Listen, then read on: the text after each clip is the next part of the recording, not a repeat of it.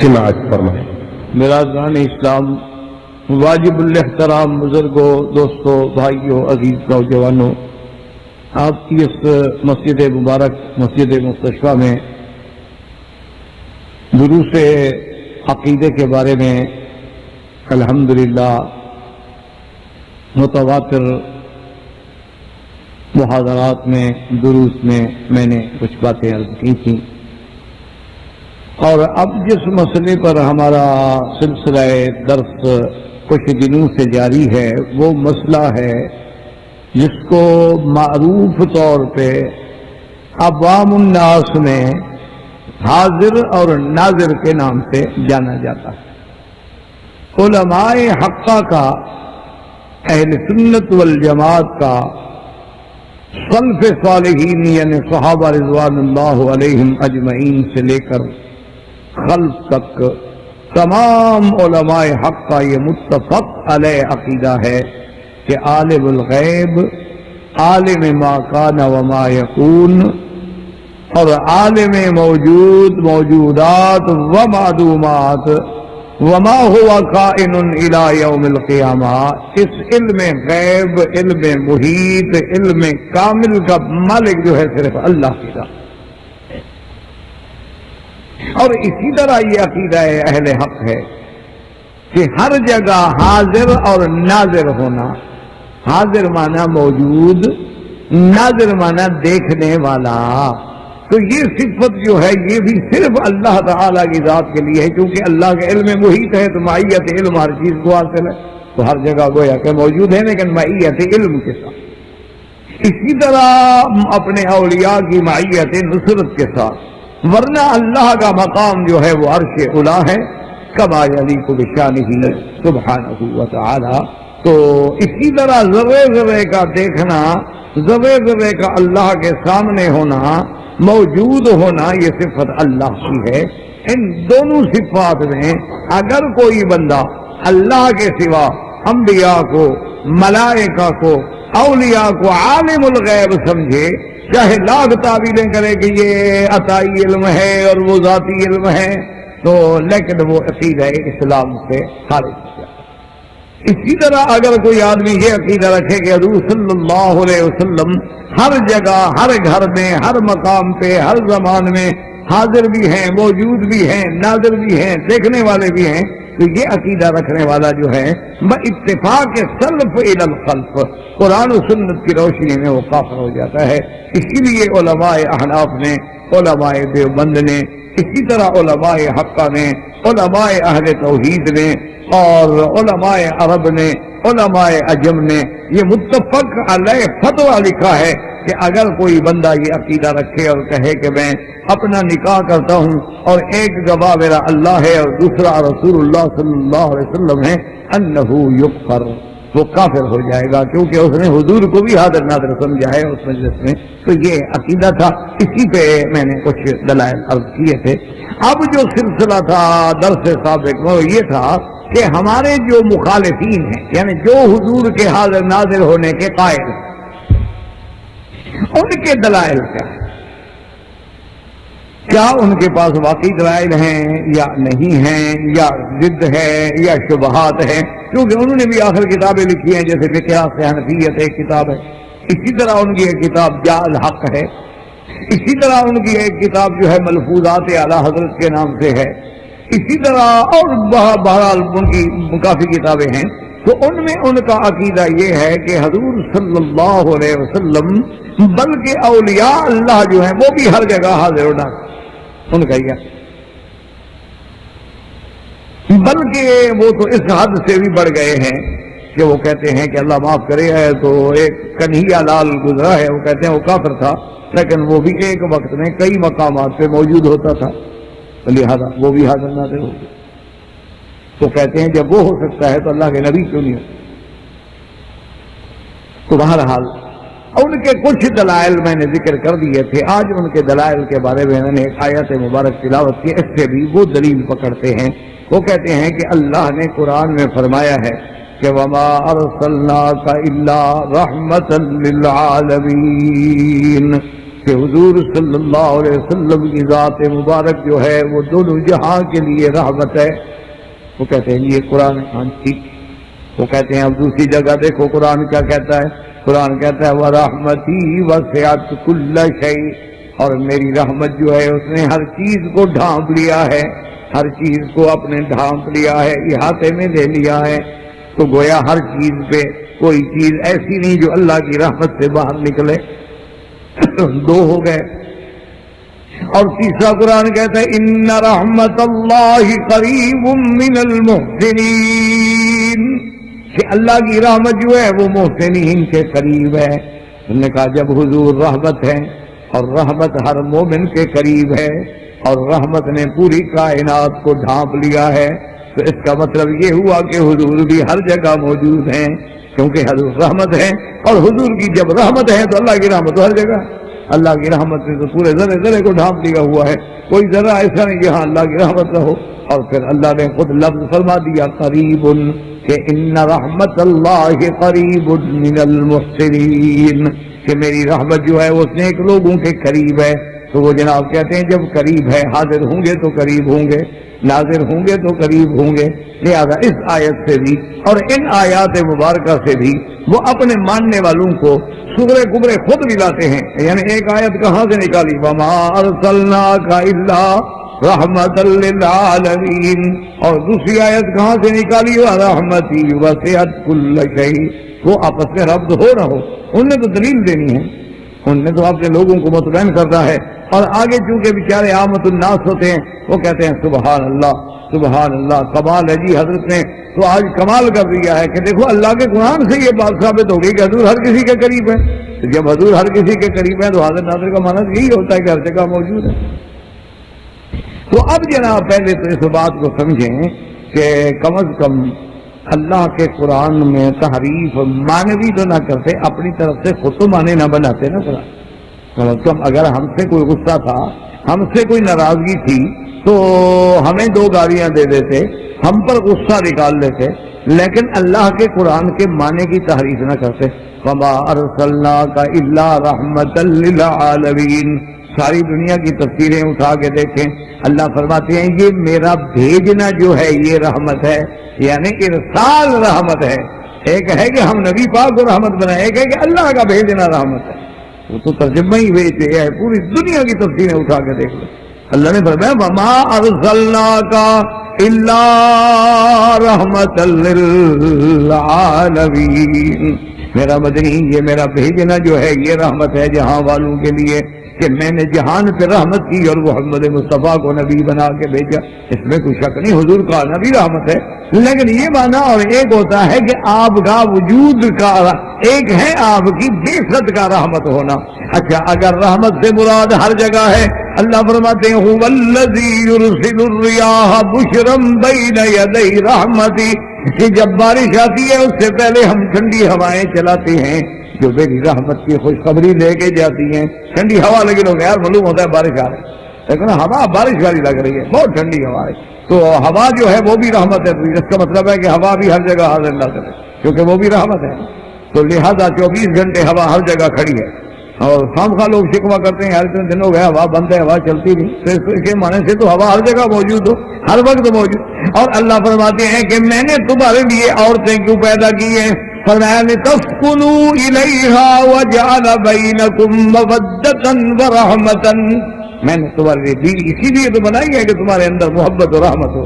تو بیوی بھی تو رحمت ہے، تو ہماری بیوی بھی ہر جگہ حاضر ناظر ہوگی ماشاءاللہ، اپنوں کے پاس بھی اور پرائیوں کے پاس بھی. اچھا مسئلہ نکالا ماشاءاللہ. پہلے تو بیوی لوگوں کو بھیجے نا کہ وہ ہر جگہ حاضر ناظر کا کام کرے. انا للہ و انا الیہ راجعون. تو اللہ کے قرآن کو بدلنے کا کو خوف تو ہونا چاہیے نا کہ ہم کیا کہہ رہے ہیں، کیا کہہ رہے ہیں، اور جو ہم کہہ رہے ہیں اس سے شان ادب بڑھ رہی ہے یا ہم گستاخی کر رہے ہیں. اچھا حضور ہر جگہ حاضر ایمان سے کہیں، اگر ایک جگہ گانے کی محفل ہو حضور وہاں بھی حاضر ناظر، کیا کی جائے؟ کلب ہیں، ڈانسنگ ہال ہیں، اور بڑے بڑے کاسینو ہے جہاں ساری دنیا کے جوئے ہوتے ہیں.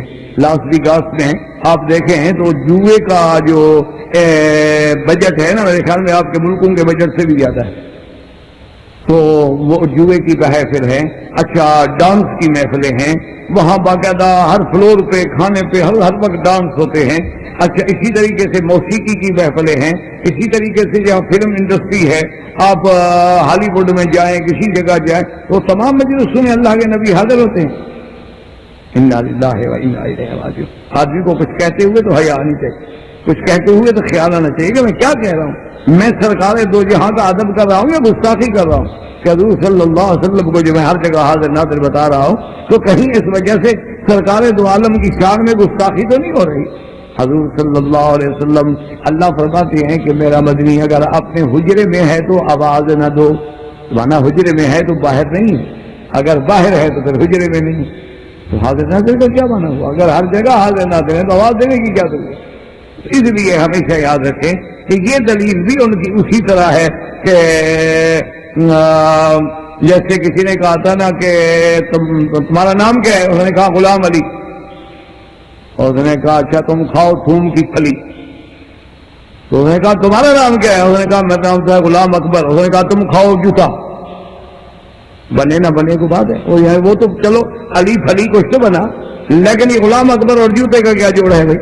انہوں نے کہا جی نہ بنے، اس نے پھلی ماری تھی میں نے جوتا مار دیا۔ یہ کو بات تو نہ ہوئی، یہ تو جواب دینے کا انداز تو نہیں ہے کہ اللہ کے قرآن کو بدل ڈالا جائے، اللہ کے قرآن میں تحریف کر دی جائے۔ اگر خدا کے دربار میں بھی حاضر ہوں گے کہ نہیں ہوں گے؟ کہ کیا ہم نے حضور کی شان اسی طرح بڑھائی ہے کہ ہر مجلس میں حضور موجود ہے؟ اور پھر یہ بھی نہ سوچا کہ مجالس رحمان ہیں، مجالس شیطان ہیں، بعض مجالس وہ ہیں جن میں اللہ کا ذکر ہوتا ہے اور بعض مجالس وہ ہیں جس میں شیطان ناچتا ہے۔ تو کیا حضور صلی اللہ علیہ وسلم کو ہر مجلس میں کہیں کہ حاضر نہ کریں؟ اس لیے ان کا یہ استدلال جو ہے اس میں بھی کوئی حقیقت۔ اب جناب ان کا دوسرا استدلال یہ ہے، وہ یہ کہتے ہیں کہ جب بندہ مر جاتا ہے تو قبر میں اس سے سوال جواب ہوتا ہے، بالکل ہوتا ہے، ہمارا ایمان ہے ہوتا ہے۔ وہ کہتے ہیں جی کہ 3 سوال ہوں گے۔ صحیح احادیث میں بات موجود ہے کہ مرنے کے بعد قبر میں 3 سوال ہوں گے کہ من ربو کا، تیرا رب کا، ما دینو کا، تیرا دین کیا ہے، ما تقول فی حق ھذا الرجل، اور تم اس جوان کے بارے میں کیا کہتے ہو؟ تو کہتے ہیں یہ 3 سوال ہوں گے۔ اور حضور کے بارے میں سوال ہوگا کہ ما تقول فی حق ھذا الرجل، اور وہ کہتے ہیں یہ علم نحو کا قاعدہ ہے کہ ھذا للقریب وذاک للبعید وذاک للمتوسط وذالک للبعید۔ وہ کہتے ہیں یہ نحو کا قاعدہ ہے کہ اگر قریب کی بات ہو تو ہم کہیں گے کہ حاضر رجل، حاضر دکھو، اگر دور کی ہو تو ہم کہیں گے ذالک، وہی ہو ذالک الرجل، او تو دور، اگر تو درمیانی بات کہیں گے ذاکا۔ تو کہتے ہیں کہ جب ہر خبر میں سوال ہوتا ہے ما تقول فی حق ھذا الرجل، تو ھذا قریب کے لیے ہے، معلوم ہوا کہ حضور ہر خبر میں سامنے موجود ہیں۔ اور وہ کہتے ہیں اندازاً چلو ہم لگا لیں کہ ایک دن میں 2 لاکھ آدمی پوری دنیا میں مرتا ہو یا 5 لاکھ مرتا ہو، تو لہذا 5 لاکھ کی قبر میں جب حضور موجود ہے تو ہر جگہ حاضر ناظر ہیں، ورنہ ھذا سے سوال کیوں ہوتا؟ وہ کہتے ہیں پھر تو سوال ہوتا ہے کہ ما تقول فی ذاک الرجل، اس بندے کے بارے میں کیا کہتے ہو؟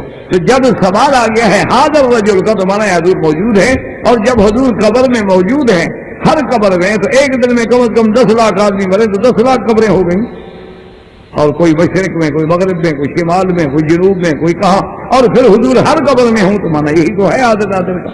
وہ کہتے ہیں یہی تو ہمارا عقیدہ ہے کہ حضور ہر جگہ حاضر ناظر۔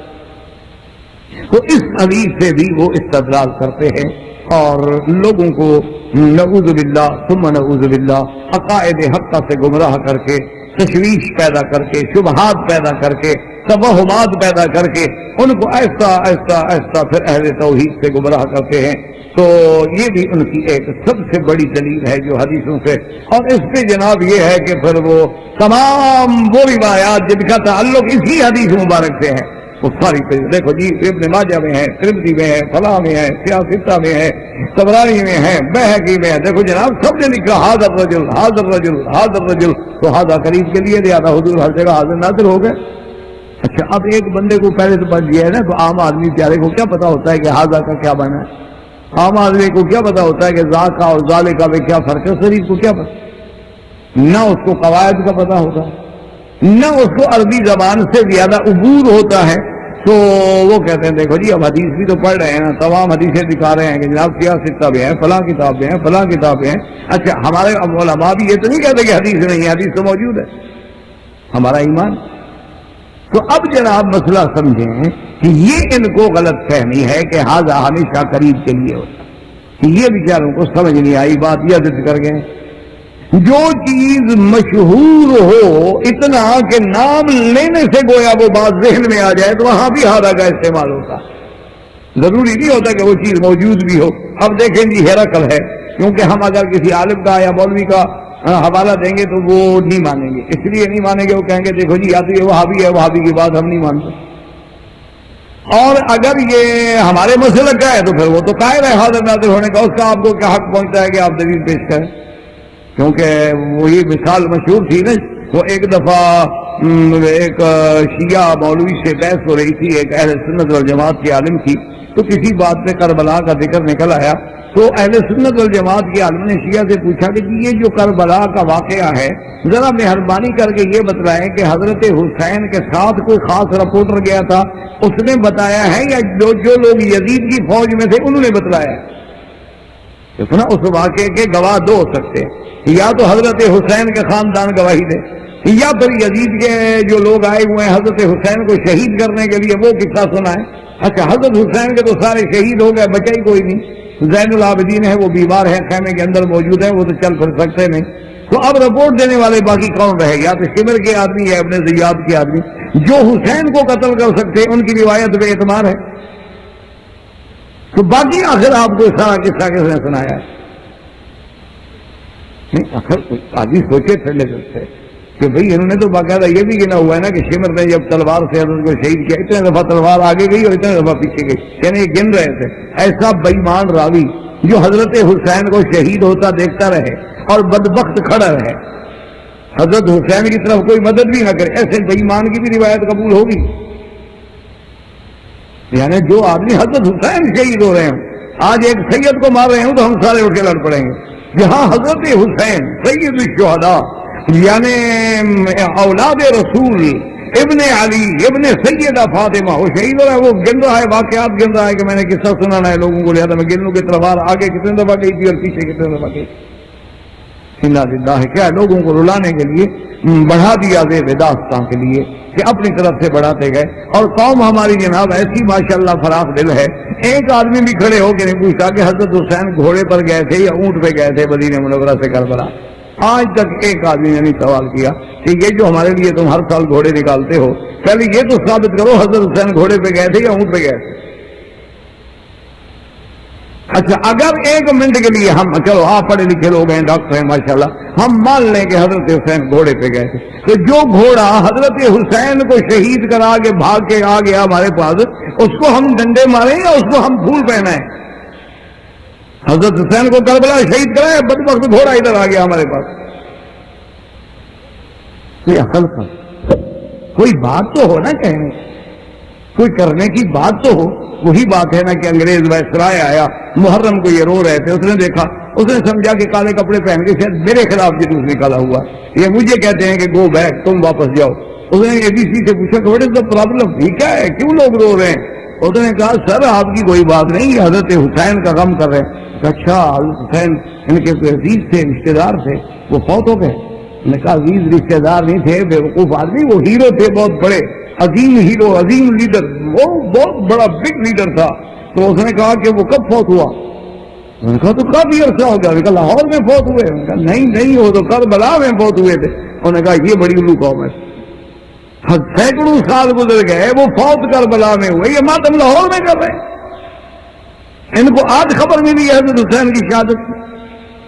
میں نے کہا یہ قوم ہے جو اپنے ہیروں کو ہزاروں سال کے بعد رو رہی ہے. یہ حل کی بات ہے کہ یہ کوئی دلیل تو نہیں ہوتی نا جی رہاد الرجل حد. اب دیکھو اس لیے ہم کہتے ہیں کہ ہیرقل ہے، بادشاہ ہے، نصرانی ہے، مسلمان بھی نہیں. اس کو جب پتہ لگا اور حضور صلی اللہ علیہ وسلم کا خط مبارک پہنچا تو اس نے حکم دیا کہ میرے شہر میں روم میں تلاش کرو، سرزمین حرم سے کوئی تجارتی قافلہ آیا ہوا ہو تو قافلے کے لوگوں کو لے آؤ۔ تو اس قافلے کی تجارت کے قافلے کا سردار جو تھا اس زمانے میں بھی ابو سفیان تھا۔ وہ کہتے ہیں کہ ہمارے بادشاہ نے دربار لگایا ہوا ہے، علماء ہیں، پادری ہیں، رہبان ہیں، وزراء ہیں، اور ہرقل کا دربار ہے۔ وہ تو اس دور کی سپر پاور تھی، اس دور میں یہی تو دو پاور تھی، فارس سے یا روم سے۔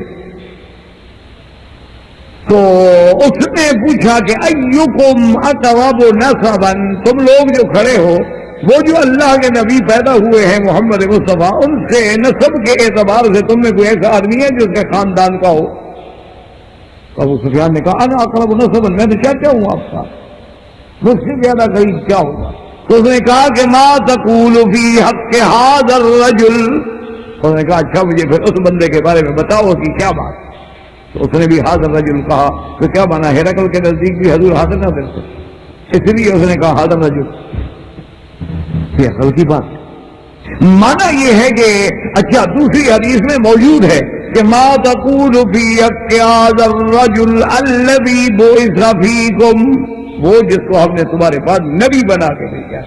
یہ مانا نہیں کہ حضور صلی اللہ علیہ وسلم حاضر نہ تھے، یہ حضور صلی اللہ علیہ وسلم ہر جگہ موجود۔ اچھا ایک منٹ کے لیے اب آپ پہلی دلیل کو سامنے رکھیں، حضور پاک کا وجود مبارک رحمت ہے، اور جہاں رحمت ہو وہاں عذاب ہوگا۔ رحمت اور عذاب دو جگہ اکٹھی ہو سکتی؟ دیکھو نا، یا رات ہوگی یا دن ہوگا، دن ہوگا تو رات بھی ہوگی، رات ہوگا تو دن بھی ہوگی۔ رحمت ہوگا تو عذاب نہیں ہوگا، عذاب ہوگا تو رحمت نہیں ہوگی۔ جب حضور ہر قبر میں آ گیا تو جس جس قبر میں ہے وہاں عذاب کیسے ہوگا؟ اگر حضور ہر قبر میں ہے، اور قبر سے مراد یعنی کافر کی بھی ہے، ہندو کی بھی ہے، اور یہودی کی بھی ہے، نصرانی کی بھی ہے، جو جو مرتا ہے سب کی قبر میں حضور موجود ہے، پھر تو کسی پر عذاب نہ ہو، کیونکہ حضور صلی اللہ، اس لیے کہ قرآن نے کہہ دیا کہ وانت فیہم، کہ ہمارا محمد مدنی آپ جو مکے میں موجود ہیں تو میں ان پہ کیسے عذاب کروں؟ آپ جب جائیں گے تو پھر ہم مکے والوں کو ٹھیک کریں گے۔ وما کان اللہ لیعذبہم وانت فیہم، اس لیے ہمیشہ یاد رکھو میرے عزیز کہ کبھی ھذا یا کبھی ذالک، اب دیکھو ذالک دور کے لیے ہے، لیکن اللہ فرماتے ہیں الف لام میم ذالک الکتاب، اب حالانکہ ذالک تو دور کے لیے تھا، لیکن قرآن کہتے ہیں ذالک الکتاب، قرآن تو نازل ہو چکا ہے، قرآن سامنے رکھا پڑھ رہے ہیں ذالک الکتاب۔ مانا کیا ہے کہ قرآن کی شان اتنی بلند ہے، قرآن کا مرکز اصلی لوح محفوظ اتنی دور ہے، اس لیے اللہ نے فرمایا ذالک الکتاب، اور کہیں فرمایا ان ھذا القرآن یہدی للتی ہی اقوم۔ اس لیے کبھی ھذا کا استعمال ہوتا ہے، کبھی ذالک کا استعمال ہوتا ہے، تو بلا وجہ الفاظ کی یعنی ایک جال سے مسلمانوں کے عقائد کو برباد کرنا یا مسلمانوں کے عقیدے میں خلل ڈالنا جو ہے، اللہ تبارک و تعالیٰ انہیں بھی اور ہمیں بھی اور ہر سننے والے کو بھی ہدایت عطا فرمائیں۔ تو اس لیے ہمیشہ یاد رکھیں کہ اپنا اللہ تبارک و تعالیٰ کی رحمت سے جو بھی بنے گا، مسلمان ہے یا کافر ہے، قبر میں سوال ہوگا، لیکن اس کا معنی یہ نہیں کہ حضور پاک ہر قبر میں تشریف لے آئیں، سوال ہوگا حضور کی نبوت کے مطابق۔ مسلمان جواب دے گا جب وہ کہیں گے من ربکا، کہے گا ربی اللہ، وہ کہیں گے ما دینکا، کہے گا دینی الاسلام، اور جب کہیں گے ما تقول فی حق ھذا الرجل، کہے گا محمد رسول اللہ، تو اب وہ کہیں گے ماشاءاللہ ماشاءاللہ، تم تو بھئی جواب میں، سوال میں، امتحان میں کامیاب ہو گئے۔ اور جب کافر سے پوچھیں گے تو کہے گا ہاں لا ادری، ہاں لا ادری، مجھے تو پتا ہے، مجھے تو پتا نہیں، مجھے دین کیا ہے، وہ کہے گا لا ادری، حضور کے بارے میں کیا کہتے ہو، کہے گا ہاں لا ادری، اللہ کے بارے میں کیا کہتے ہو، کہے گا ہاں لا ادری۔ کیوں، کیا کس کا بتایا؟ جو آدمی 1400 جگہ سجدہ کرتا ہو کہ خدا کا نام لے، ایک ہو تو نام لے نا۔ جس آدمی نے ہر جگہ سجدہ کرنا ہے، جس آدمی نے ہر جگہ مانگنا ہے، تو لہذا ان کی اس دلیل میں بھی کوئی فضل نہیں کہ جس کو آدمی دلیل سمجھے یا اس کو آدمی باوزن سمجھے یا اس سے آدمی اپنے عقیدے کی بنیاد رکھے۔ اللہ تبارک و تعالیٰ رحمت فرمائے۔ اچھا اسی طرح جناب ہمارے ان حضرات کی ایک اور دلیل ہے، وہ کہتے ہیں کہ دیکھو جی ہم نماز پڑھتے ہیں، ہاں جی پڑھتے ہیں۔ انہوں نے کہا جی اب نماز پڑھتے ہو تو اتحیات پڑھتے ہو، ہاں جی پڑھتے ہیں۔ انہوں نے کہا اتحیات میں کہتے ہو السلام علیک ایھا النبی، السلام علیک تو علیکہ کاف خطاب کے لیے ہے. کہتے ہیں خطاب تو تب ہو نا جب آپ سامنے بیٹھے ہوں. خطاب تو مخاطب کو ہوتا ہے. یہاں غیب کا صیغہ نہیں بلکہ ایک مخاطب کا صیغہ ہے. تو خطاب کا صیغہ تب ہوتا ہے جب میں کہوں السلام علیکہ السلام علیکہ. تو اگر موجود ہی نہیں تو کیسے کہوں گا السلام علیکہ؟ السلام علیکہ تو تب کہا جاتا ہے جب یعنی مخاطب سامنے ہو اور صیغہ غیب ہے. غیب نہیں مخاطب ہے خطاب ہے. اور ہم سب کہتے ہیں السلام علیکہ ایھا النبی ورحمۃ اللہ وبرکاتہ. تو کہتے ہیں اس کا معنی یہ ہے کہ جب ہم نماز میں ہوتے ہیں تو السلام حضور پر پڑھ رہے ہیں تو گویا حضور ہر جگہ موجود ہیں. حضور ہر جگہ موجود ہے، حاضر ہیں، سامنے ہیں تو خطاب کر رہے ہیں، سلام بھیج رہے ہیں. اگر سامنے نہ سلام کیسے کریں؟ تو یہ بھی استدلال کرتے ہیں.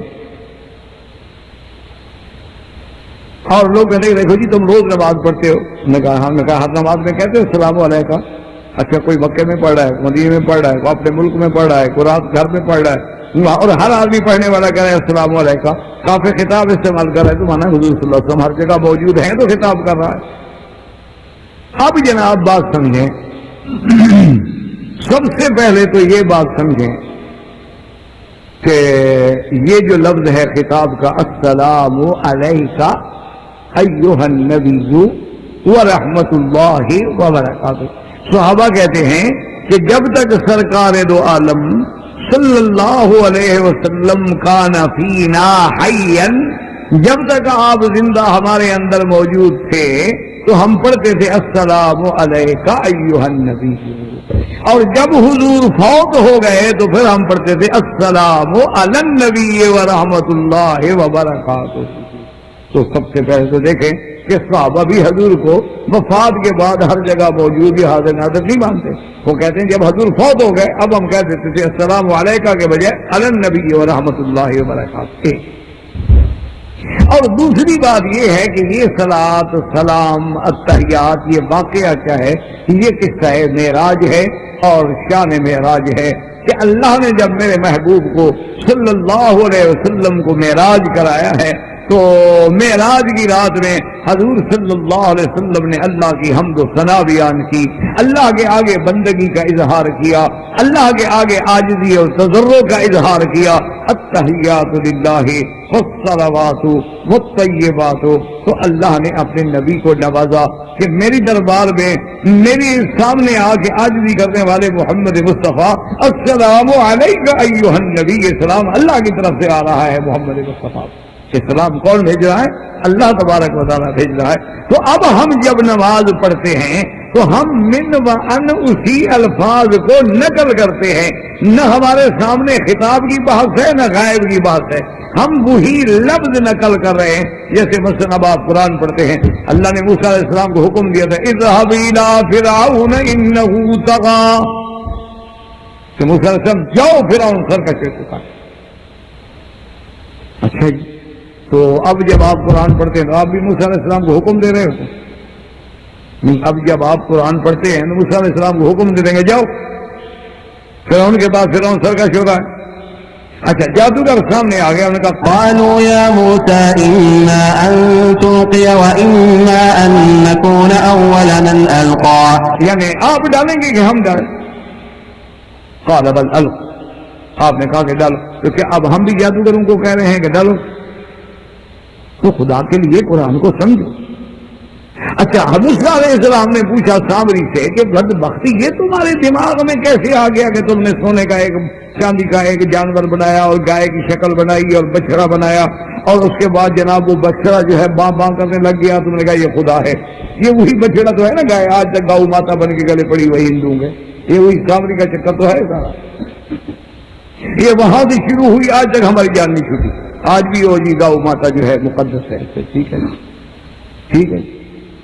اچھا جو چیز مقدس ہے وہ کہتے ہیں جی اس کا ذبح کرنا حرام، اس لیے وہ کہتے ہیں یہ تو جی گاؤ ہے ماشاءاللہ تو گاؤ ہے، اس میں تو خدا تھا، اس میں تو خدا تو پتہ نہیں اس میں بھی ہو، اسی لیے اس کو ذبح نہیں کرتے ہیں. وہ کہتے ہیں کہ بھائی سامری نے جب خدا کو ڈھونڈ لیا تھا نا تو خدا بچڑے میں تھا.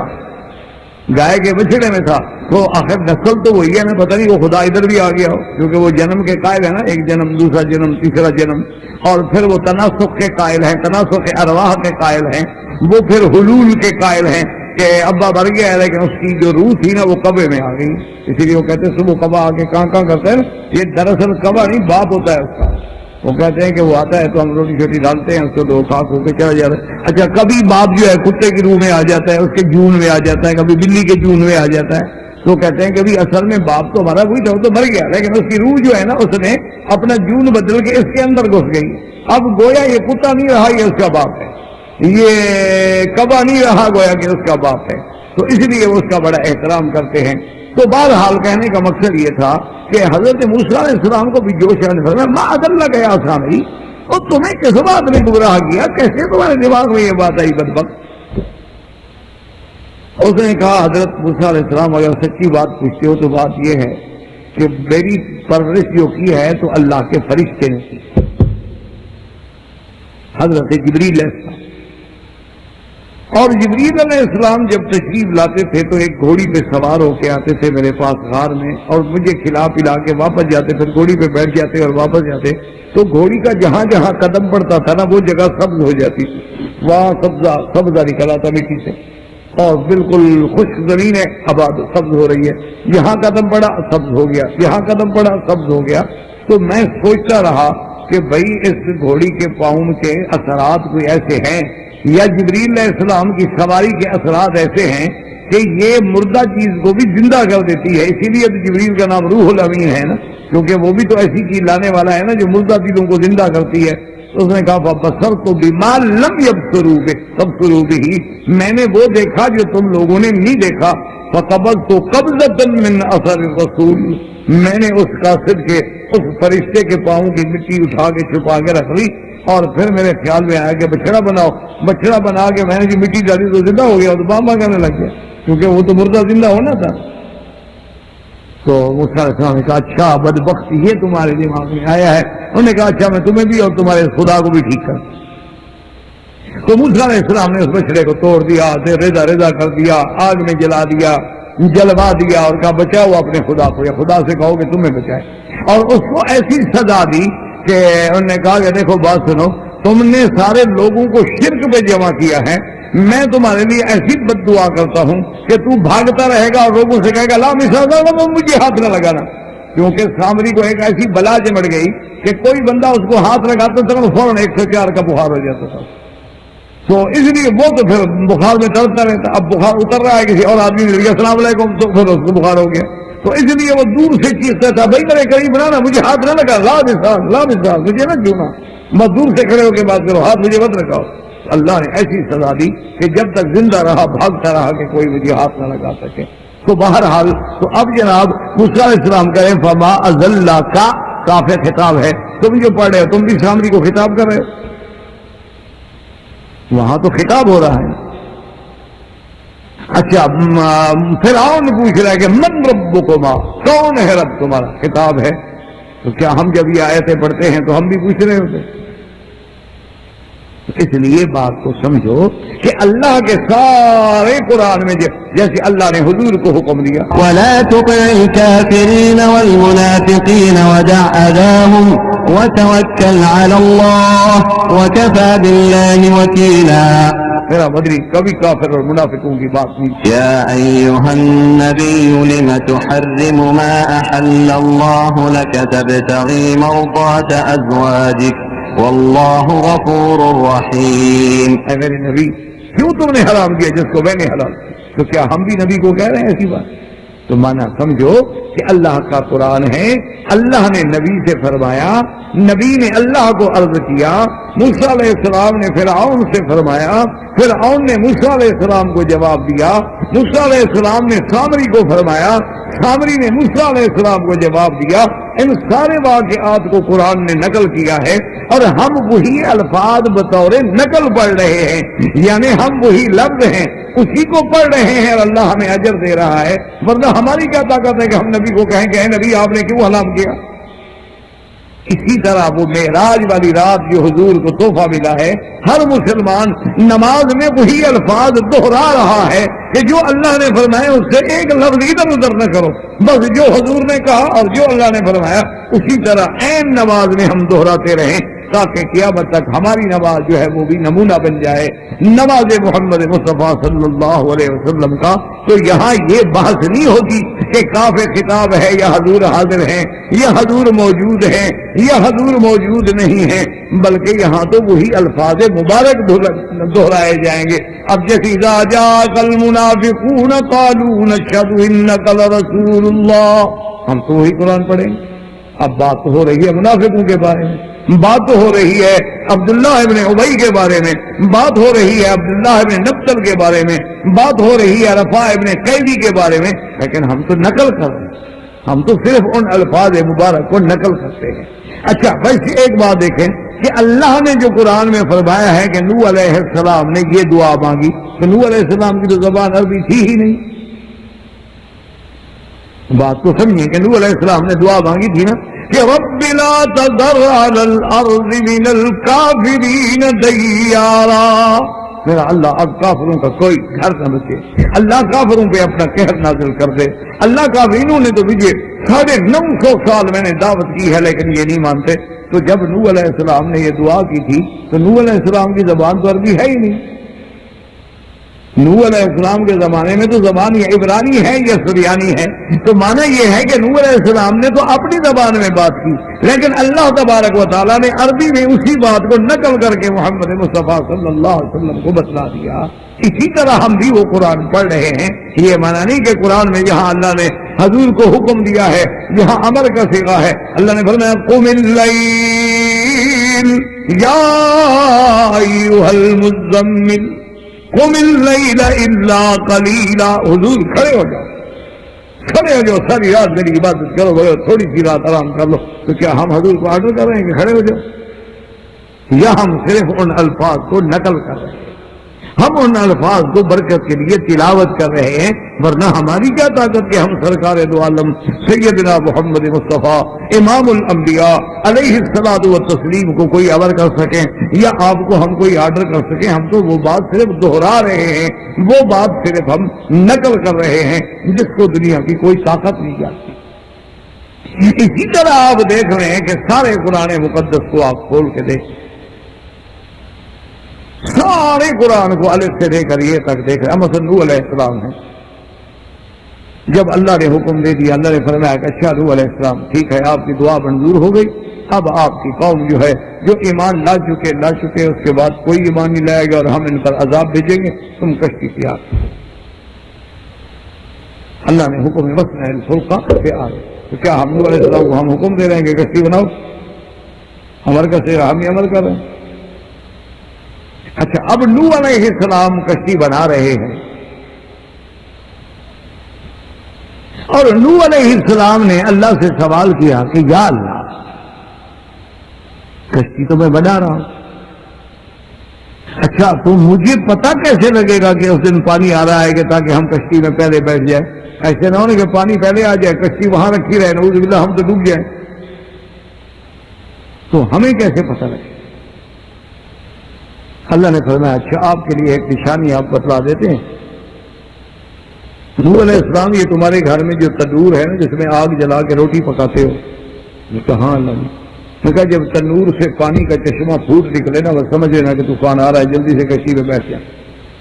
کیوں کہ آپ کو پتہ ہے نا کہ تندور جو ہے نا اس کے لیے کوئی زمین تو نہیں کھودی جاتی ہے، اتنا سب نیچے سے رکھ دیا جاتا ہے، معمولی سا مٹی میں پھنسا دیا جاتا ہے کہ گر نہ جائے بس، ورنہ کوئی نیچے کھدائی تو نہیں ہوتی نا۔ تو معنی یہ ہے کہ آدھا انچ بھی نہیں کھدائی ہوتی۔ تو اللہ نے نشانی بتلا دی کہ اذا جاء امرنا وفارت التنور، کہ جب میرا حکم آ جائے اور تنور سے پانی ابل پڑے تو سمجھ لو کہ جناب وقت آ گیا، کشتی پہ بیٹھو۔ تو اگر پیغمبر ہر جگہ موجود ہے، ہر جگہ حاضر ناظر ہے، ہر جگہ اس کو علم غیب ہے، تو اللہ سے پوچھتا ہے کہ جناب وہ طوفان کب آئے گا، کیسے آئے گا، کوئی نشانی بتلاؤ مجھے۔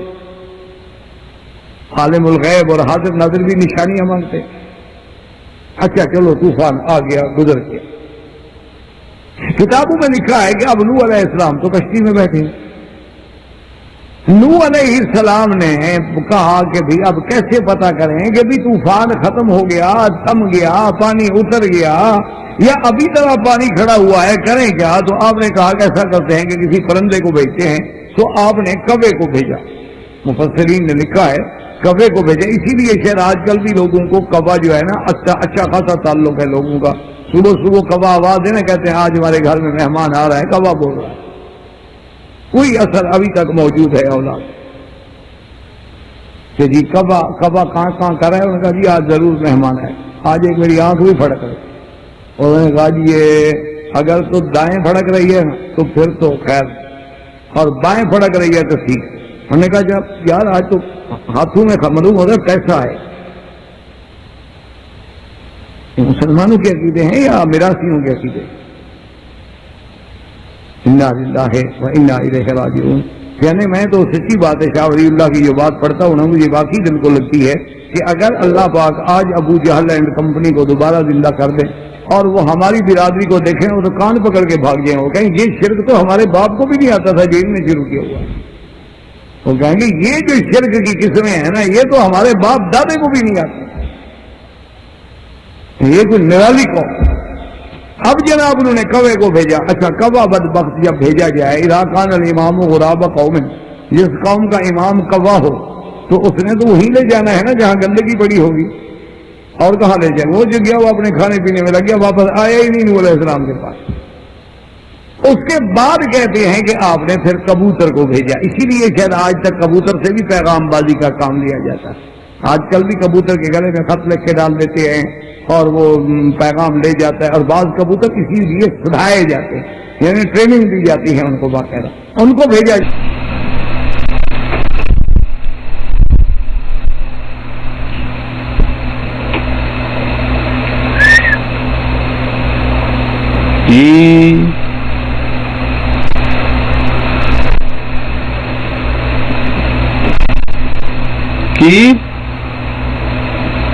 کیا ہوا؟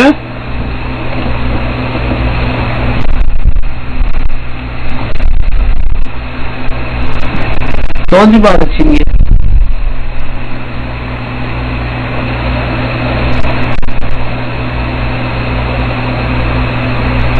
ہو گیا میں جب کو جس کو اس کا جواب ہوتا ہے مائک نہیں ہے، ادھر بدن بچی کے گھر کو، وہ شعیب کو کہو، ادھر تمہیں کہو، بنڈی کو، بھابی کو کہو، جتھے کہو مائک نہیں ہے۔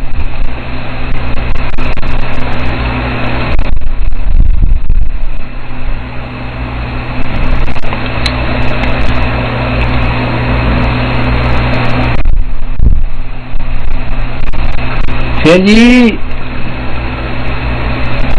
کٹ کے آ رہی ہے، ٹیپ لا لو۔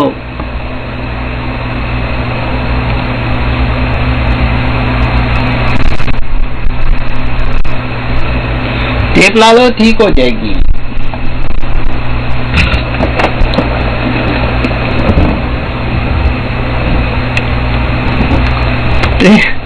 چلو ٹرک سٹوانے ہیں پھر۔ ہاں کیا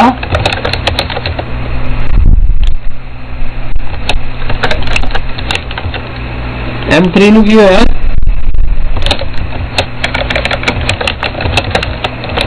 ہاں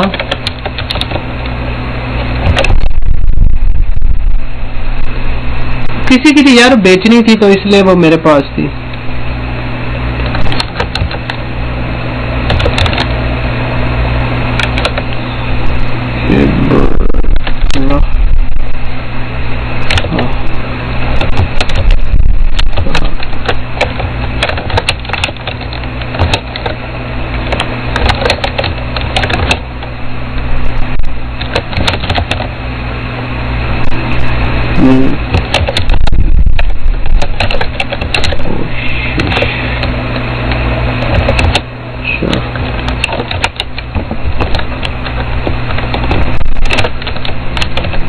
کتنے گواچ گئے ہو؟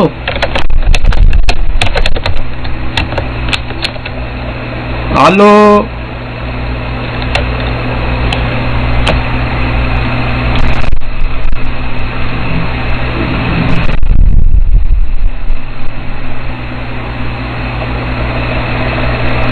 کی ہویا؟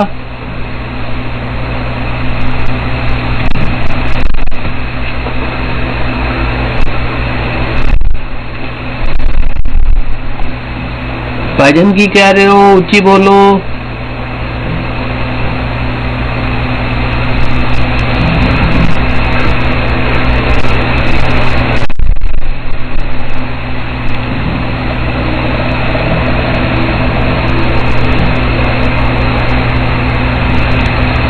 اونچی بولو.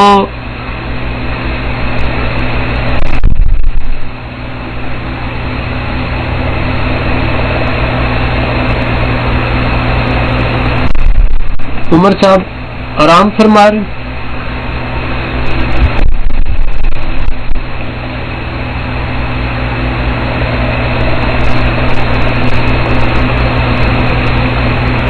وائس چینج کیے.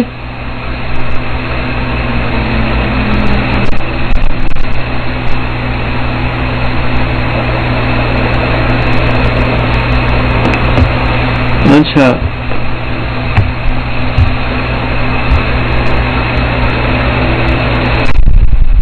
ایک منٹ ٹھہر جو، میں نا ایک پنگا لیا ہوا ہے، وہ ختم ہونے پھر میں تمہیں بتاتا ہوں.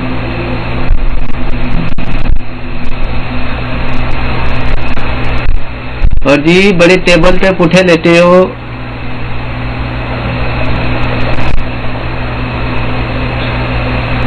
ٹیبل پہ پلٹیاں مار کے بیٹھے ہوئے، پلٹیاں.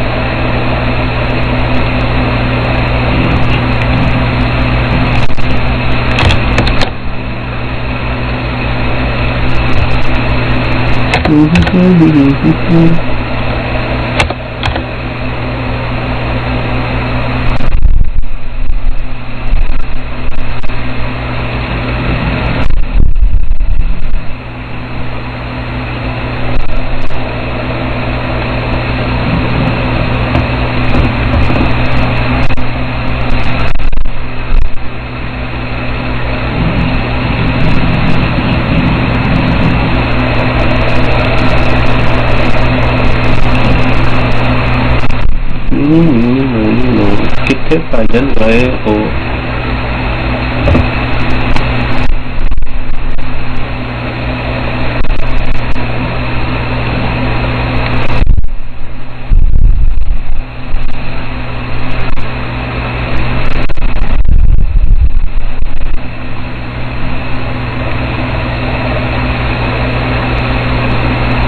ہلو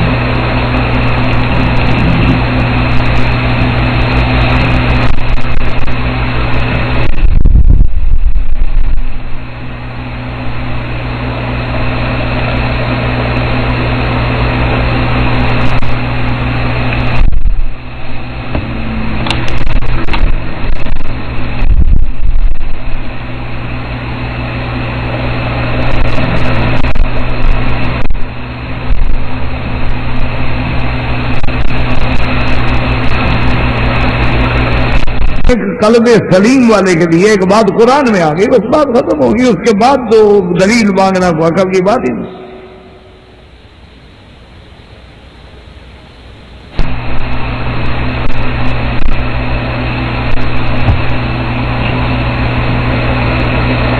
آج اہل باطل، اہل اہوا، اہل بدعت وہ اللہ کے قرآن کی آیات میں تحریف معنوی کر دیتے ہیں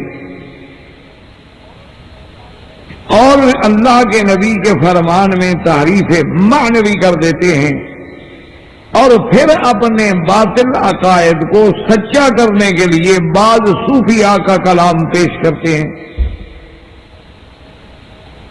تو اس لیے مجبور ہو کے آدمی ان کے بارے میں ان کے سوالات، ان کے اعتراضات کو بھی ساتھ ذکر کرتا ہے تاکہ انسان کے ذہن میں وہ باتیں آ جائیں۔ تو جہاں ان کے اور اعتراض تھے، ایک اعتراض یہ بھی تھا کہ جب ہم نماز میں السلام علیکہ تو کاف خطاب ہے، ایھا النبی، تو جب یہ کہہ رہے ہیں اس کا معنی ہے کہ حضور ہر نماز میں موجود ہے، ہر نمازی کے سامنے موجود ہے، کیونکہ خطاب کاف سے تو تب ہوگا جب آدمی مخاطب موجود ہو، ورنہ کاف خطاب سے خطاب نہیں ہوتا۔ تو اس لیے ان کا یہ اعتراض ہے کہ جب ہر نمازی ہر نماز میں فرض ہے، واجب ہے، سنت ہے، نفل ہے، اشراق ہے، ضحیٰ ہے، تہجد ہے، لازم پڑے گا السلام علیکہ ایھا النبی ورحمۃ اللہ وبرکاتہ، اس کا معنی ہے کہ ہر نمازی کے سامنے حضور موجود ہے۔ تو کہتے ہیں حاضر ناظر، اور کیا ہوتا؟ ایک وقت میں کتنے لوگ ہیں جو مختلف مقامات پہ نماز پڑھ رہے ہیں اور حضور ہر جگہ ہیں، تبھی تو کاف خطاب ہے۔ تو یہ ان کا ایک اعتراض ہے، ایک دلیل ہے جو عامت الناس کو وہ دیتے ہیں۔ وہ کہتے ہیں دیکھو جی تم نماز پڑھتے ہو گے، ہر آدمی کہتے جی پڑھتا ہوں۔ بابا جب نماز پڑھتے ہو تو کیا کہتے ہو؟ السلام علیکہ کہتے ہو کہ نہیں؟ ہاں جی بالکل کہتے ہیں۔ تو کاف خطاب ہے، جب خطاب ہے تو مانا مخاطب موجود ہے۔ تو اصل میں نے عرض کیا تھا کہ اس کا جواب تو بہرحال متعدد ہے، لیکن جو صحیح جواب علماء نے لکھا ہے اس کو سمجھیں۔ انہوں نے کہا کہ دراصل یہ نماز جو ہے یہ لیلۃ المعراج کا اللہ کے پیغمبر کے لیے گویا ایک تحفہ، اور جب حضور نے اللہ کی دربار میں اپنی عاجزی، اپنی نیاز مندی، اپنی مقام عبدیت کے مطابق، اپنے عجز کے مطابق اللہ کے سامنے اپنی عاجزی سے ہدیہ تحیات پیش کیا کہ التحیات للہ والصلوات والطیبات، تو اللہ نے اپنے نبی سے سلام بھیجا کہ السلام علیکہ ایھا النبی، حضور تو اللہ کے سامنے حاضر ہے۔ بات کو سمجھ۔ تو اب حضور کی امت کو یہ حکم دیا گیا کہ گویا تمہارے لیے بھی نماز جو ہے وہ معراج مومن ہے، تم اسی کیفیت کو سامنے لے آؤ جیسے حضور نے فرمایا ان تعبد اللہ کأنک تراہ، گویا تم اپنے خدا کو دیکھ رہے ہو۔ تو بعین ہی وہی الفاظ جو سرکار نے عرض کیے اور جو اللہ نے فرمایا اسی کو اسی طرح نقل کرو بس۔ یعنی وہ الفاظ اتنے محبوب ہیں، اتنے پسندیدہ ہیں کہ ان کو کوئی تغیر نہیں کیا جاتا، جیسے کہ سیدنا علی رضی اللہ تعالی عنہ کی کنیت جو ہے ابو الحسن ہے، کیونکہ آپ کے بڑے بیٹے کا نام حضرت حسن ہے، اس کے بعد حضرت حسین رضوان اللہ علیہم اجمعین۔ تو آپ کی عرب کی قاعدہ ہے کہ کنیت جو ہے بڑے بیٹے کے نام سے ہو، تو آپ کی کنیت مشہور تھی ابو الحسن۔ لیکن ایک دن آمنہ کے لال سرکار دو عالم سیدنا محمد مصطفیٰ صلی اللہ علیہ وسلم آئے اور دیکھا کہ حضرت علی جو ہیں وہ ایسے کچے فرش پہ لیٹے ہوئے ہیں اور مٹی کی ایک اینٹ سرانے ہے اور بالوں میں بھی مٹی ہے، تو حضور پاک نے آپ کے بالوں سے پیار سے محبت سے مٹی بھی جھاڑی اور محبت سے فرمایا قم یا ابا تراب، ابھی تراب اٹھو، وہی مٹی کے باپ مٹی پہ لیٹے ہوئے۔ تو حضرت علی فرماتے ہیں کہ سرکار دو جہاں نے جس محبت میں مجھے اس کنیت سے نوازا ہے، آج کے بعد مجھے ابھی تراب ہی کہا کرو، مجھے ابو الحسن نہ کہا کرو، میں حضور کی وہ کنیت نہیں چھوڑ سکتا۔ تو یہ مقام محبت ہے کہ جو حضور نے کہا اور جو اللہ نے فرمایا ہم اس کو نقل کریں.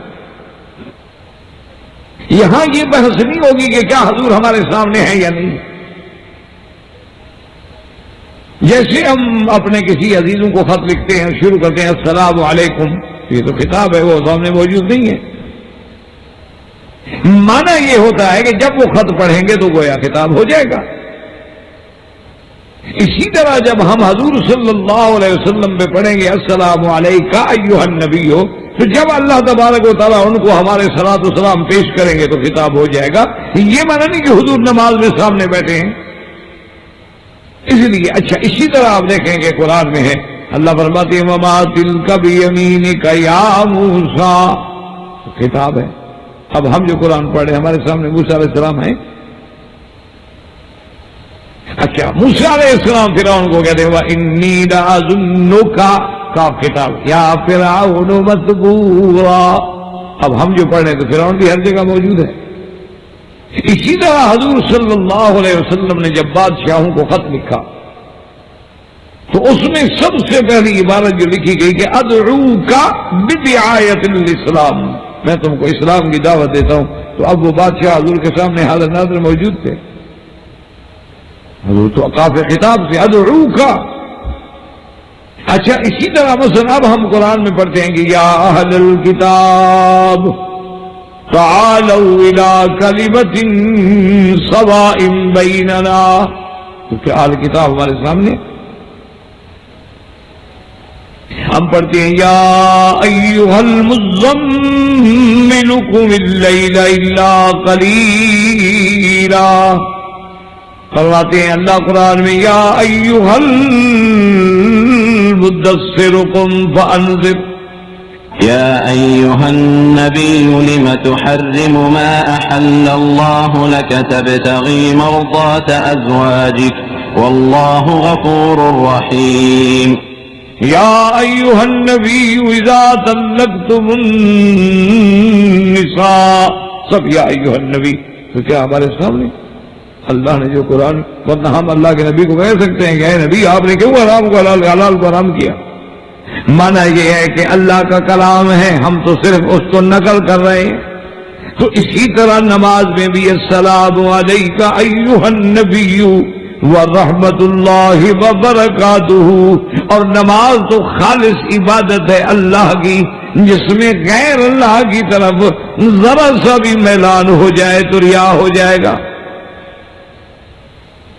اس لیے ہمیشہ یاد رکھیں کہ ان کے اس اعتراض میں بھی کسی قسم کا وزن نہیں ہے.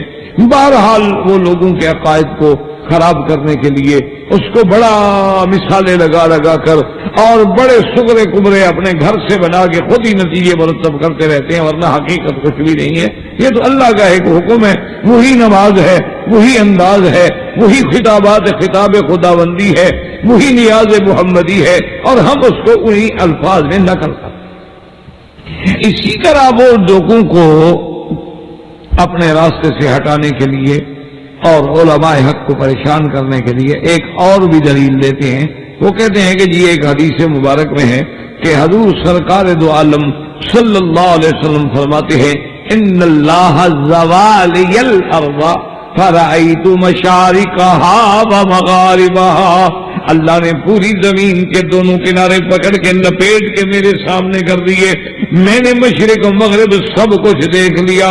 وہ کہتے ہیں جب سب کچھ حضور کے سامنے آ گیا، علم غیب بھی ثابت ہو گیا اور حاضر ناظر بھی ثابت ہو گئے کہ ساری زمین کی لپیٹ گیا حضور کے سامنے آ گیا. وہ کہتے ہیں کہ جناب اب یہ دیکھو، اب تو اللہ نے حضور فرما رہے ہیں کہ ساری زمین کو اللہ نے لپیٹ دیا. جب ساری زمین لپیٹ کے حضور کے سامنے کر دی تو ذرا ذرا حضور کے سامنے آ گیا، اور گویا حضور صلی اللہ علیہ وسلم ہر جگہ عالم الغیب بھی ہو گئے اور حاضر ناظر بھی ہو گئے. کہتے ہیں جناب یہ تو حدیث مبارک ہے جس کا کوئی انکار نہیں کر سکتا ہے. تو اس حدیث مبارک کو بھی وہ اپنی دلیل بناتے ہیں اور لوگوں کے دماغ میں یہ بات بٹھاتے ہیں کہ دیکھو جی حضور تو ہر جگہ حاضر ناظر صلی اللہ علیہ وسلم. تو اب آپ کو سمجھیں، اصل اگر غور کریں گے تو یہ دلیل بھی کچھ نہیں اور نہ اس دلیل کا اس چیز سے تعلق. حاضر ناظر کا کیا مانا کہ ہر جگہ موجود ہیں اور دیکھ رہے ہیں. تو یہ تو زمین کو لپیٹ کے، حضور تو ایک جگہ ہے نا، حضور تو ہر جگہ نہیں ہے. بات کو سمجھیں کہ زمین کو لپیٹ کے مجھے دکھلایا گیا، مانا ہے کہ حضور تو یہی ہے جہاں موجود ہے. اب زمین کو لپیٹا گیا، یہ نہیں کہ حضور ہر جگہ موجود. اگر ہر جگہ موجود ہے زمین کو لپیٹ کے دکھانے کی کیا ضرورت؟ بھئی اگر حضور صلی اللہ علیہ وسلم ہر جگہ موجود ہیں، آپ ہر کمرے میں موجود ہیں، تو پھر آپ کو کیا ضرورت ہے؟ اس لیے آپ نہیں دیکھتے عارضی طور پر کہ بڑی بڑی ہاسپٹلز میں اور بڑے بڑے اداروں میں اس سسٹم سے انہوں نے ایسے ٹی وی کیمرے لگا دیے ہیں کہ ایک ہی آدمی جو ہے ان کا انچارج ہے، مدیر ہے یا ڈائریکٹر ہے یا جو بھی ہے، وہ کرسی پہ بیٹھے اور سارے سامنے کیمرے لگے ہوئے ہیں اور ہر کمرے کی حرکات و سکنات اس کے سامنے ہیں. وہ کیوں ہوتا کہ بھی مجھے ہر کمرے میں جا کے نہ دیکھنا پڑے؟ وہ وہیں سے بیٹھے ہوئے دیکھ رہا ہے کہ ڈاکٹر کیا کر رہا ہے، نرس کیا کر رہی ہے، مریض کس کیفیت میں ہے. کمرے میں ایک آدمی ہے، 2 ہیں، 3 ہیں، 4 ہیں. اب انجیکشن لگ رہا ہے، اب دوائی دے رہے ہیں، اب یہ گلی میں کون جا رہا ہے، اور یہ ٹائم اندر مریضوں کے عیادات کے لیے ملنے والوں کی تو سامنے جب وہ دیکھ رہا ہے تو اس کو کہیں جانے کی ضرورت نہیں ہے. حالانکہ یہ تو عارضی سسٹم ہے اور ماتحت الاسباب ہے. اور اگر انبیاء بھی ہر جگہ حاضر ناظر ہوں، پھر زمین کو لپیٹ کے اکٹھا کر کے دکھانے کی ضرورت کیا ہے؟ اچھا اسی طرح بات سمجھیں. آپ مثلاً جاتے ہیں، آپ کہتے ہیں جی کہ آج میں نے ایک حضرت بڑا عجیب باغ دیکھا ہے، بے انتہا خوبصورت باغ اور بہت بڑا باغ جناب، بڑا دل خوش ہو گیا. ٹھیک ہے، آپ سچ کہہ رہے ہیں، لیکن اس کا کیا مطلب ہے کہ آپ نے باغ کے ہر درخت کے ہر پتے کو دیکھا تھا؟ ایک محاورہ ہے. ٹھیک ہے، آپ نے باغ دیکھا، آپ کہیں گے میں نے باغ دیکھا ہے جی ماشاءاللہ بڑا ہی. اب اس کا معنی یہ نہیں ہوتا کہ آپ ذرے ذرے کو دیکھ کے آئے ہیں. آپ کو یہ بھی پتا ہے کہ کل درخت کتنی ہیں، ہر درخت کے پتے کتنی ہیں، ٹہنیاں کتنی ہیں، کون سی ٹہنی سالم ہے، کون سی بیمار ہے. کیا بات؟ یہ تو محاورہ دی بات. آپ کہتے ہیں کہ جی میں اس دفعہ جماعت کے سالانہ اجلاس میں گیا تھا مثال کے طور پر، اور جناب وہاں کم از کم 10 لاکھ کا اجتماع میں نے دیکھا. تو اب اس کا کیا معنی ہے کہ 10 لاکھ اجتماع دیکھنے کا معنی ہے کہ جتنے لوگ اجتماع میں تھے آپ نے سب کو دیکھا تھا، اور آپ نے سب کی داڑھیوں کے بال بھی گن لیے تھے کہ کتنے کتنے ہیں. کوئی عقل کی بات ہے. ایک محاورہ ہوتا ہے کہ جی میں نے 10 لاکھ، حضرت اتنا بڑا اجتماع، اس دفعہ تو جی عرفات میں 25 لاکھ آدمی تھے. اس کا معنی یہ تھوڑا ہے کہ 25 لاکھ آدمی کے ایک ذرے ذرے کو آپ نے حالات معلومات کر دیے تھے. اسی لیے اللہ تبارک و تعالیٰ نے معراج کی رات میں یا کسی وقت میں اپنے پیغمبر کے لیے معجزتاً آپ کو اگر کوئی چیز دکھا دی ہے تو یہ دلیل تو نہیں ہوتی حاضر ناظر کی. جیسے حضور صلی اللہ علیہ وسلم کو نجاشی کی موت کی اطلاع دے دی گئی، اور بعض علماء فرماتے ہیں کہ اس کا جنازہ بھی گویا حضور کے سامنے کر دیا گیا. حضور صلی اللہ علیہ وسلم کو بیت المقدس سامنے کر دیا گیا. جب لیلۃ المعراج کے بعد کفار و مشرکین نے اعتراض کیے اور سوالات پوچھے تو حضور فرماتے ہیں کہ اللہ نے بیت المقدس کو میرے سامنے کر دیا گیا، آپ دیکھتے رہیں اور جواب دیتے رہے. تو اگر حضور وہاں موجود ہیں تو اس کو سامنے دکھانے کی ضرورت ہی نہیں. اور جب دکھا دیا گیا، اس کا معنی یہ تو نہیں کہ ہمیشہ کے لیے ہوتے، ایک لحظے کے لیے معجزہ ہے محمد مصطفیٰ صلی اللہ علیہ وسلم، دشمنوں کا منہ بند ہو گیا، بات ختم ہو گئی. تو اس لیے ایسی روایات سے بھی استدلال پکڑنا جو ہے، یعنی یہ ٹھیک ہے کہ بھی آپ ادھر سے ادھر سے ادھر سے ادھر سے خود بناتے رہیں، ورنہ اللہ کے قرآن میں یا ان احادیث مبارک میں قطعی طور پہ حاضر ناظر ہونے کی کوئی ذرے کے برابر بھی دلیل نہیں. اچھا اسی طرح جناب ان کا مخالفین کا ایک عجیب استدلال ہے. وہ کہتے ہیں جی ایک حدیث مبارک ہے، وہ فرماتی ہیں کہ حدیث مبارک ہے کہ حضور صلی اللہ علیہ وسلم نے فرمایا، اور کہ اللہ کا فرمان ہے، اس کو کہتے ہیں حدیث الہی یا حدیث قدسی، کہ یتقرب الی عبدی بالنوافل، کہ میرا بندہ جو ہے وہ نفلی عبادت کرتے کرتے کرتے کرتے کرتے اتنا میرے قریب آ جاتا ہے کہ انا سمعہ الذی یسمع بہ وبصرہ الذی یبصر بہ، کہ میں اس کے کان بن جاتا ہوں جو سنتا ہے، اور میں اس کی آنکھ بن جاتا ہوں جس سے دیکھتا ہے، میں اس کے ہاتھ بن جاتا ہوں جس سے پکڑتا ہے۔ وہ کہتے ہیں جناب دیکھو، جب اللہ کے اولیاء عبادت نافلہ کر کے اس مقام پہ پہنچ جاتے ہیں کہ ان کا سننا اللہ کا سننا ہے، اور وہ ان کا دیکھنا اللہ کا دیکھنا ہے، ان کا پکڑنا اللہ کا پکڑنا ہے، تو اللہ تو ہر جگہ حاضر ناظر ہے، لہٰذا بزرگ بھی تو اگر ہر جگہ حاضر ناظر ہو گئے چونکہ تو اللہ کا کان بن گئے، اللہ کا ہاتھ بن گئے، اللہ کی آنکھ بن گئے، نعوذ باللہ۔ تو اس سے بھی وہ جناب اپنے روایات میں اور اپنے حکایات میں پھر اس کو ایسا رنگ دیتے ہیں۔ وہ کہتے ہیں دیکھو جی کمال ہے، جب ایک بندہ اللہ میں فنا ہو گیا، وہ کہتے ہیں اس کو فنا فی اللہ، تو وہ کہتے ہیں کہ فنا فی اللہ کا معنی ہی یہی ہے، فنا فی شیخ ہو گیا، فنا فی الرسول ہو گیا، فنا فی اللہ ہو گیا۔ جب فنا ہو گیا اللہ کے اندر ہو گیا تو اب گویا اس کا سننا جو ہے وہ اللہ کا سننا ہے۔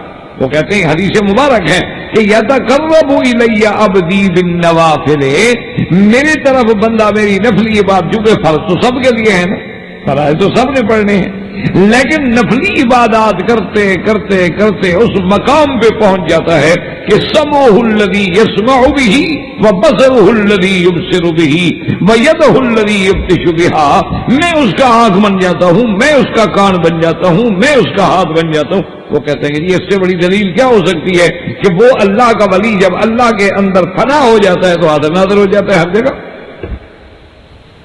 تو یہ بھی وہ ایک دلیل دیتے ہیں۔ سب سے پہلی بات تو یہ سمجھیں کہ یہ صوفیاء کے کلام میں ایسی اصطلاحات ملتی ہیں کہ جی فلاں آدمی فنا فی الشیخ ہو گیا، فلاں آدمی فنا فی اللہ ہو گیا، یہ مصطلحات جو ہیں علماء اولیاء اللہ اور علماء تصوف کی کتابوں میں ہوتی ہیں، لیکن ان کے بارے میں ہمیشہ ایک قاعدہ یاد رکھیں کہ تمام بزرگوں کا بالاتفاق یہ قاعدہ ہے کہ کلام صوفیاء در شریعت حجت نیست، کہ صوفیاء کی کلام شریعت میں کوئی حجت نہیں ہوتی، کوئی دلیل نہیں ہوتی، دلیل قرآن و حدیث ہوتا ہے۔ اگر انہوں نے کوئی ایسے باتیں کی ہیں تو ہم ان کو کسی اچھے محمل پہ تعبیر کریں گے تاکہ اللہ والے نیک لوگوں کے بارے میں ہم کوئی برا ظن نہ رکھیں، اور اگر تعبیر نہیں کر سکیں گے تو خاموش ہو جائیں گے، یا اگر بالکل شریعت حق کا قرآن و سنت کے خلاف ہوں گی تو علماء ظاہر پر فتویٰ دیں گے۔ پہلی بات تو یہ سمجھیں کہ جب کلام صوفیہ حجت ہی نہیں ہے تو پھر ان باتوں کو دلیل بنا کر صوفیہ کے اقوال کو سامنے لا کر، کبھی فنا فی اللہ کی اصطلاحات کو سامنے لا کر لوگوں کو ہر جگہ بزرگوں کے حاضر ناظر کا مسئلہ ثابت کرنا، یہ تو بڑے دور کی کوڑی لانے والی بات ہے۔ کیونکہ پہلی بات تو یہ سمجھیں کہ کسی میں فنا ہو جانا یا حلول ہو جانا، اس کو خود اللہ نے قرآن میں کیا کہا ہے؟ فرمایا لقد کفر الذین قالوا ان اللہ هو المسیح ابن مریم، اللہ نے کلام میں فرما دیا کہ لقد کفر الذین قالوا، لام ابتدائیہ، قد حرف تحقیق، اور بعض علماء کہتے ہیں لام قسمیہ، اللہ قسم کھا کے فرما رہے ہیں کہ جو لوگ کہتے ہیں کہ مسیح ابن مریم جو ہے وہ خود خدا ہے وہ کافر ہو گئے۔ وہ کہتے ہیں جی کہ عیسیٰ ابن مریم، حضرت مسیح ابن مریم جو ہیں دیکھنے میں عیسیٰ ہے لیکن اندر وہ خدا ہے، اللہ فرماتے تو کافر ہے۔ اللہ نے فرمایا میرے محبوب ان کو چیلنج کرو، قل فمن یملک من اللہ شیئا ان اراد ان یہلک مسیح ابن مریم، اللہ نے فرمایا ان کو کہہ دو کہ پھر کون ہے جو اللہ تبارک و تعالیٰ کے سوا کسی چیز کا مالک ہو؟ اگر اللہ چاہے عیسیٰ ابن مریم اور ان کی اماں کو وفات دیں، ہلاک کریں، کون روک سکتا ہے؟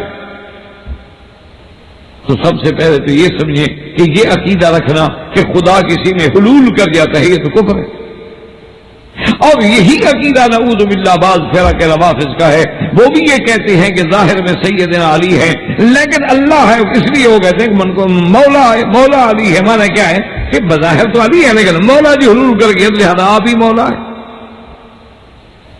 اور اسی طرح بعض اہل بدعت، بعض اہل احوا نعوذ باللہ یہ عقیدہ رکھتے ہیں، وہ کہتے ہیں جی کہ ظاہر میں تو میرا پیر ہے لیکن اندر میں تو خود خدا ہے۔ اور اسی لیے ایک فرقہ نکلا ہے باقاعدہ جس کو ہماؤس کہتے ہیں. وہ کہتے ہیں کہ جناب ہر چیز میں وہ کہتے ہیں جناب کمال ہے. یہ دیکھیں کہیں جی آپ کو بچہ نظر آ رہا ہے نا, مجھے تو اس کے اندر خدا نظر آ رہا ہے. ایک فرقہ ہے باقاعدہ, نعوذ باللہ ثم نعوذ باللہ. وہ جو چیز بھی دیکھیں گے وہ کہتے سبحان اللہ. وہ کہتے ہیں جی کمال کی بات ہے. ایک دفعہ مجھے ایک ان کا ٹکرا تھا, مدت ہو گئی, تو مجھ سے پوچھنے کا جی آپ کہاں جا رہے ہیں؟ میں نے کہا جمعہ پڑھنے کے لیے. کہتے ہیں اچھا آپ بھی جمعہ نماز پڑھتے ہیں؟ میں نے کہا جی کیوں؟ کہتے جی آپ تو آپ ہیں حضرت, بس پھر آپ کو کیا پڑھنی ہے؟ وہ تو مخلوق پڑھتی ہے نا, جب بندہ خود خدا ہو گیا پھر اس کو نماز کیا پڑھنی ہے؟ نعوذ باللہ. میں نے کہا ابھی جمعہ کا وقت ہے اور نماز چلی جائے گی, میں آپ کا واپس آ کر دیکھتا ہوں علاج کرانے کی کوشش کرتا ہوں. معلوم مجھے یہ ہوتا ہے کہ یا تو آپ پاگل ہو گئے اور ایسے بگڑے دگڑوں کا ہمارے پاس علاج ہے. ڈاکٹر تو خیر اپنے طریقے سے کرتے ہوں گے, ہمارے پاس بھی ایک علاج ہے جو اللہ نے اتارا نا, انزلنا الحدید فیہ باس شدید. اللہ نے فرمایا کہ لوہا ہم نے کیوں اتارا ہے؟ بگڑے دگڑوں کو ٹھیک کر. ورنہ کتاب کے ساتھ لوہے اتارنے کی کیا ضرورت؟ جب بندہ ایسا بگڑا ہو کہ ہر آدمی خدا ہے, نعوذ باللہ ثم نعوذ باللہ ثم نعوذ باللہ. اللہ پاک ایسے جاہل.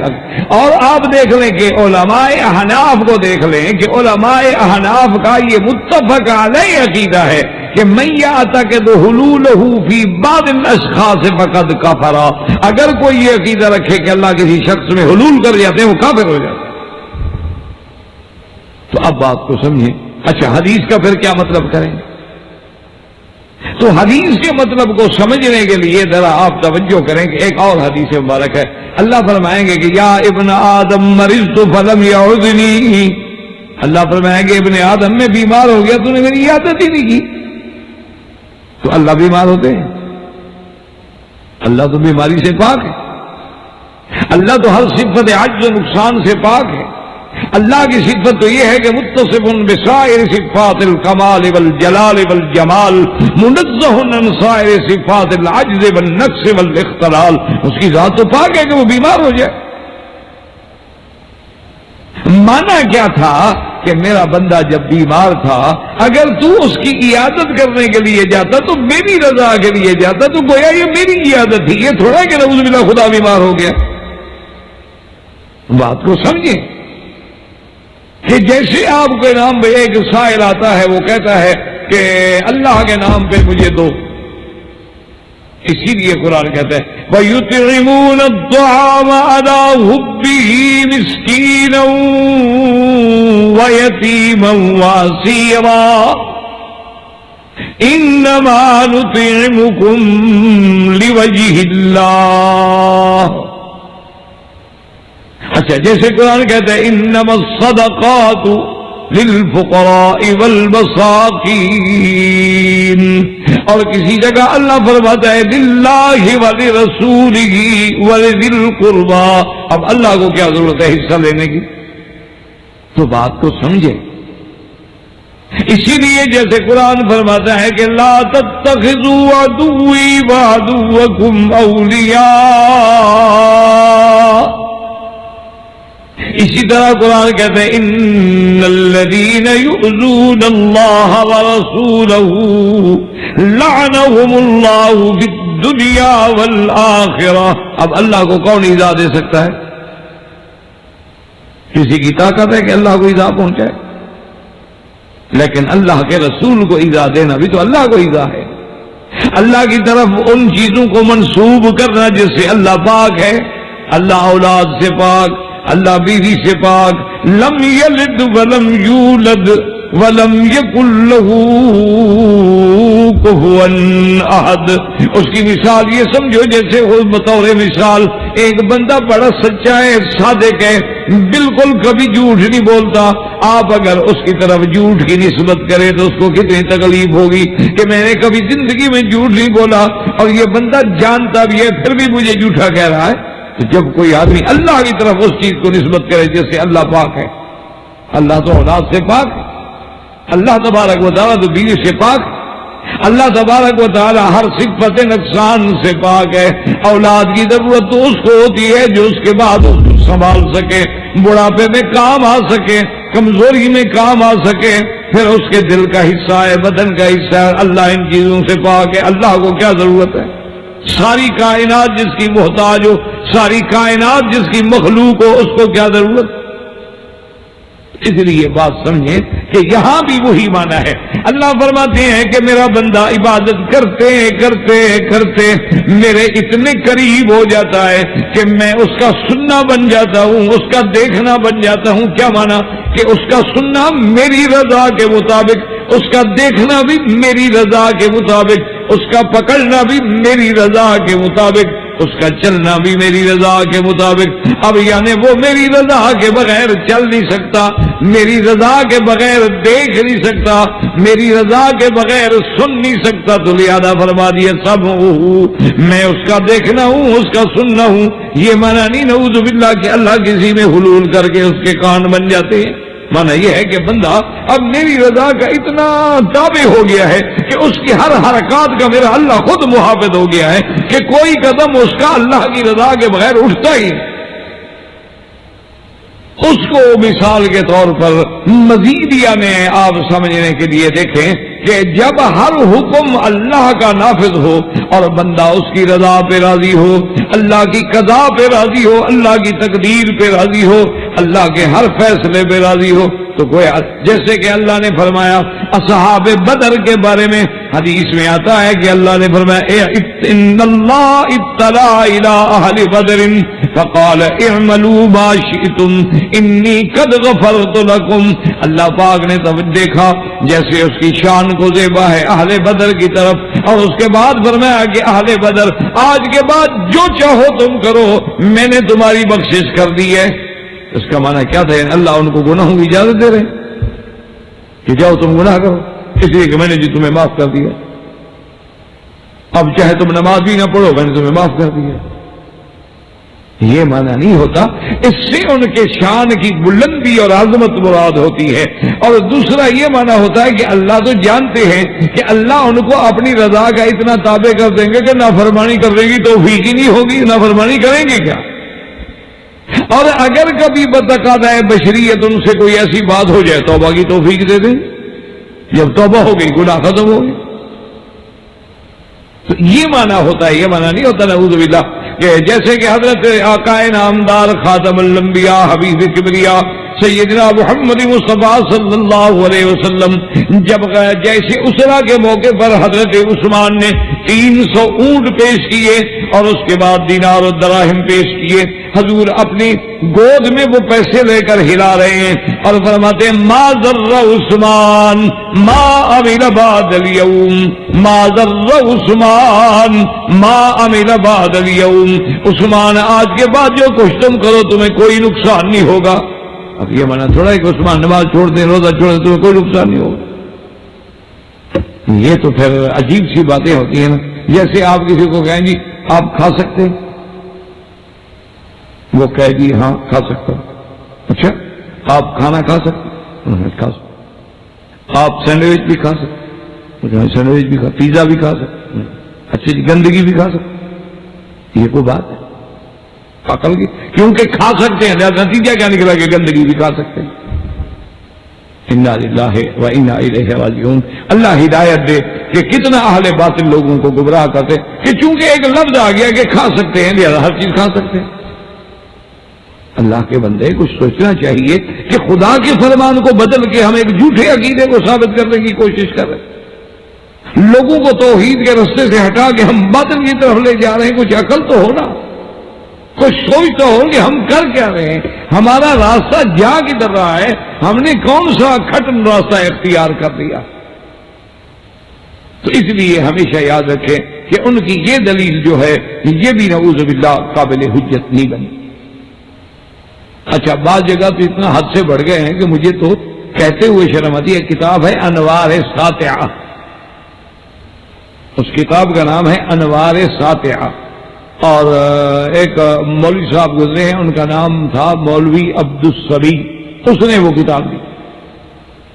یعنی کتاب بھی آپ ملتی ہے، ملتی ہے یہ ایسی کتاب جیسے 81 حنفیت ہے، اور ایک جال حق ہے، اور ایک یہ انوار ساتیہ ہے. بہت بڑی کتابیں لکھی ہے، اہل باطل نے بھی بڑی بڑی کتابیں لکھی ہے، اللہ معاف کرے. اچھا، لوگ بیچارے معلومات رکھتے نہیں، خالی ذہن ہوتے ہیں. اور ہماری تو پھر برادری ماشاءاللہ ایسی ہے کہ جدھر ان کو لگا دو لگ جاتے. ان کو ایک پیر ملا دو جو کہے بابا نماز روزے کی ضرورت نہیں، کہ ٹھیک.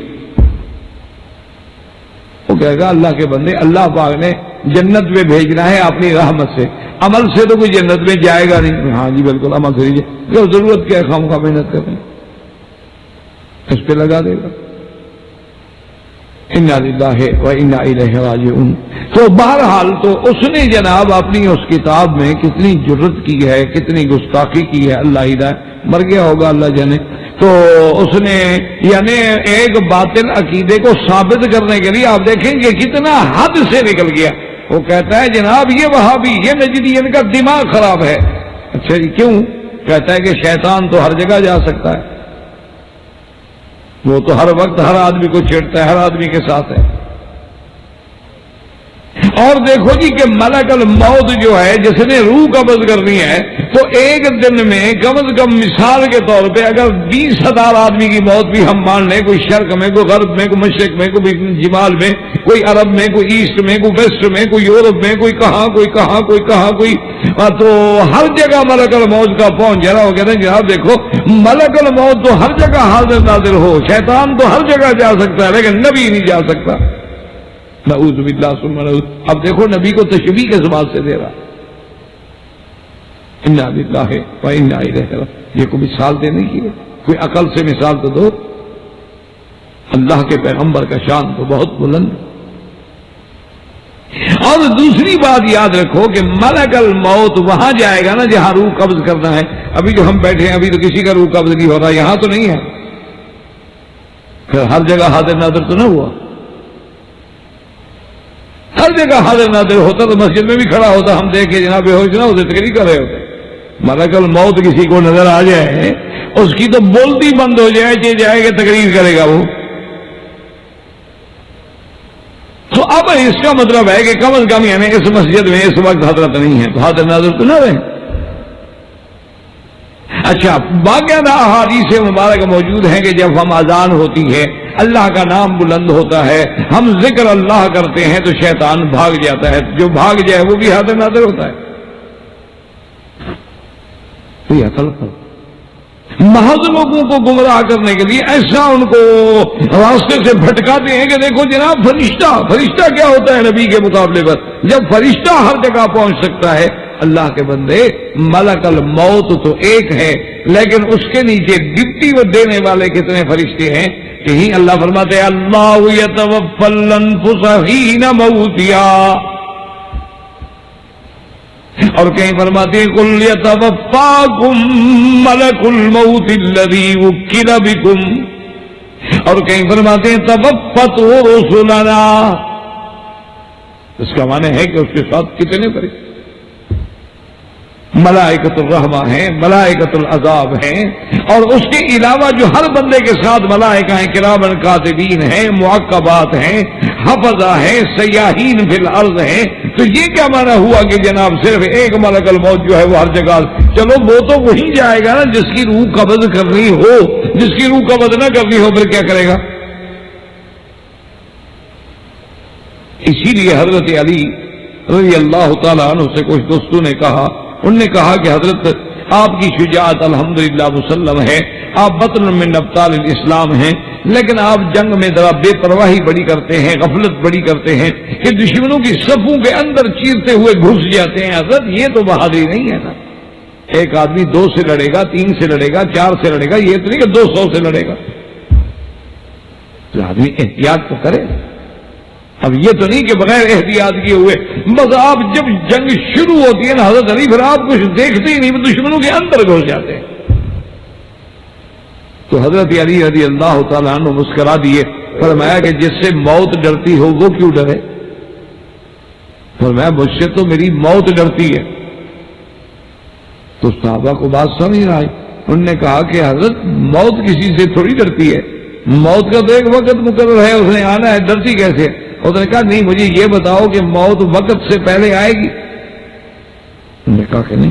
تو انہوں نے کہا کہ وہ خود بھاگتی رہتی ہے نا کہ وقت آیا نہیں تو میں پہلے کیسے آؤں؟ تو وہ ڈر کے میرے قریب ہی نہیں آتی۔ وقت جب وقت آئے گا تو پھر کوئی بچائے گا نہیں، پھر تو چاہے میں بستر پہ سو رہا ہوں چاہے گھر میں سو رہا ہوں، اینما تکونوا یدرککم الموت ولو کنتم فی بروج مشیدہ۔ اس لیے ہمیشہ یاد رکھیں، چلو مالک الموت کو تو ہم وہی حاضر ناظر مانیں گے نا جہاں حضرت روح نکال رہے ہوں، جو زندہ ہے وہاں تو حاضر ناظر نہ ہوا نا۔ تو اس لیے یہ دلیل جو ہے وہ بھی اپنے اندر کسی قسم کا کوئی وزن نہیں رکھتی ہے، یہ محض یعنی ایک بس بنانے والی بات ہوتی ہے کہ جو دماغ میں آ گیا اس کو بنانا۔ اچھا، اسی طرح وہ اپنی ایک اور دلیل بھی دیتے ہیں، وہ کہتے ہیں جی کہ ایک دن سرکار دو عالم صلی اللہ علیہ وسلم نے فرمایا کہ حضرت بلال کو بلایا اور فرمایا کہ بلال نے کہا یا رسول اللہ، انہوں نے فرمایا میں نے جنت میں تیرے چلنے سے، تیرے چلنے کی، تیرے قدموں کی، بعض روایات میں تیرے جوتیوں کے چلنے کی آواز سنی ہے۔ تو اب اس کو انہوں نے اپنی دلیل کیسے بنایا؟ وہ کہتے ہیں جی کہ بلال تو خادم محمد مصطفیٰ ہے، اگر بلال بھی جنت میں موجود ہے جہاں حضور کے خادم ہر جگہ موجود ہیں، اور وہ جنت جو ہے وہ تو آسمانوں میں ہے، تو اگر خادم ہر جگہ ہو سکتا ہے تو پھر حضور ہر جگہ کیوں نہیں ہو سکتے؟ یہ بھی ایک دلیل۔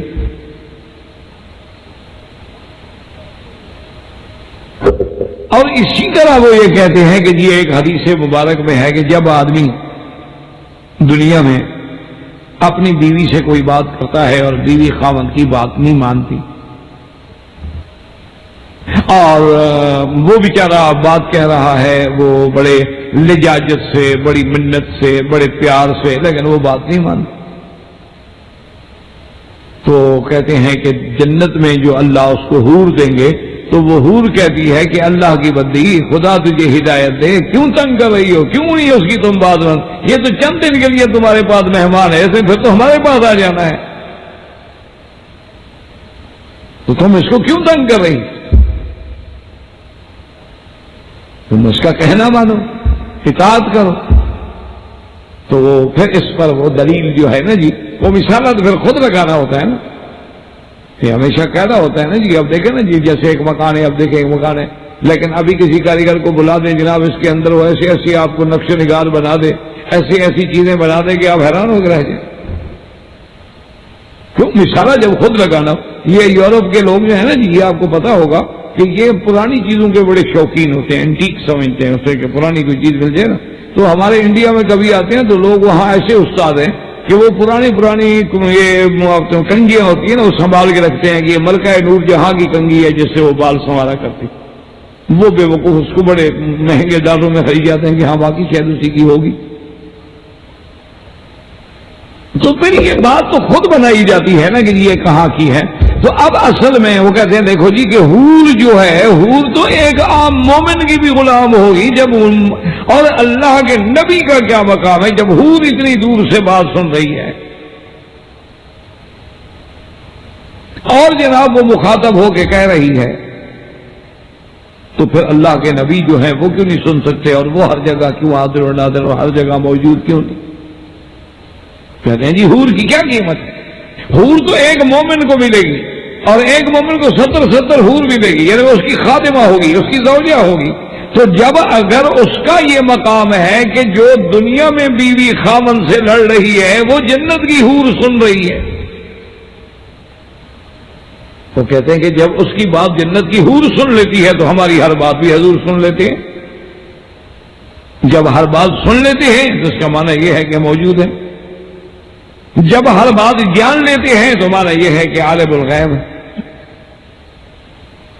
تو اس لیے حقیقتاً اگر دیکھا جائے تو یہ بھی دلیل نہیں، یعنی یہ تو ایک واقعات ہیں، جیسے ہم کہتے ہیں کہ یار ہر چیز زبان حال سے بتلا رہی ہے، ہر چیز جو ہے نا اپنے یعنی وجود سے کسی نہ کسی چیز پہ وہ دلالت کرتی ہے۔ جیسے کہ امام راضی کو شوق ہوا نا جی، انہوں نے کہا کہ یار توحید کا مسئلہ تو بڑا مشکل ہے، میں تو قرآن کی 300 آیتیں اکٹھی کی ہیں، یہ بیچارے جاہل لوگ جو ہیں ان کو کیا پتا ہوگا توحید کا، تو اس نے ایک اونٹ چلانے والا اونٹ لے کے جا رہا تھا، مہار کندھے پہ تھی، گنگناتا ہوا جا رہا ہے، اس کو روکا، پوچھا مسلمانوں سے، ہاں جی مسلمان ہوں، خدا کو مانتے ہو؟ بالکل مانتا ہوں، مسلمان جو. تو اس نے کہا اچھا خدا کے وجود میں دلیل دو کہ خدا ہے، دلیل کیا ہے؟ تو اس نے بڑے آرام سے دیکھا، اور اس کو تو پتہ نہیں تھا کہ یہ راضی ہے. اس نے بڑے آرام سے دیکھا، ایسے کوئی داڑھی شاڑی والا کو پکڑ چکڑ ہوگا. اس نے دیکھا جناب، دیکھ کے تو بڑے آرام سے کہتا ہے او مولوی اتنا عقل بھی نہیں تھی.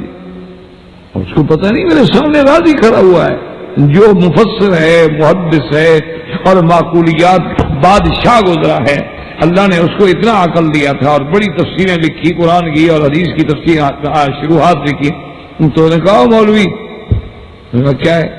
تو نے کہا البارۃ تدل علی البعیر ہے کہ یہ دیکھو یہ کیا ہے؟ نے کہا یہ بارہ ہے، یعنی اونٹ کی مینگنی. انہوں نے کہا اس مینگنی کو دیکھ کے آدمی کو پتہ لگ جاتا ہے کہ یہ اونٹ کی ہے، مینگنی کو دیکھ کے پتہ لگ جاتا ہے کہ یہ بکری کی ہے، اور اسی گوبر کو دیکھ کے پتہ لگ جاتا ہے کہ یہ بھینس کا ہے یا گائے کا ہے. یہ ایک بارہ اپنے اونٹ پہ دلالت کر، یہ ساری کائنات اس خدا پہ دلالت نہیں کرے گی. پوچھتے خدا کی دلیل کیا ہے؟ عقل کرو.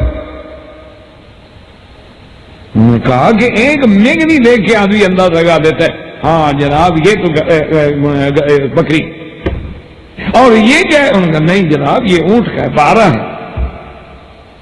اسی لیے آتا ہے نا جی کہ اپنا حضور صلی اللہ علیہ وسلم کے کچھ اونٹوں والے جب مقام بدر کے بعض قوموں سے گزرے اور بعد میں قریش کے سردار پہنچے، انہوں نے کہا پتہ تو کریں کہ حضور کا بھی قافلہ ادھر سے گزرا، آ گئے قریب یا دور آ گئے.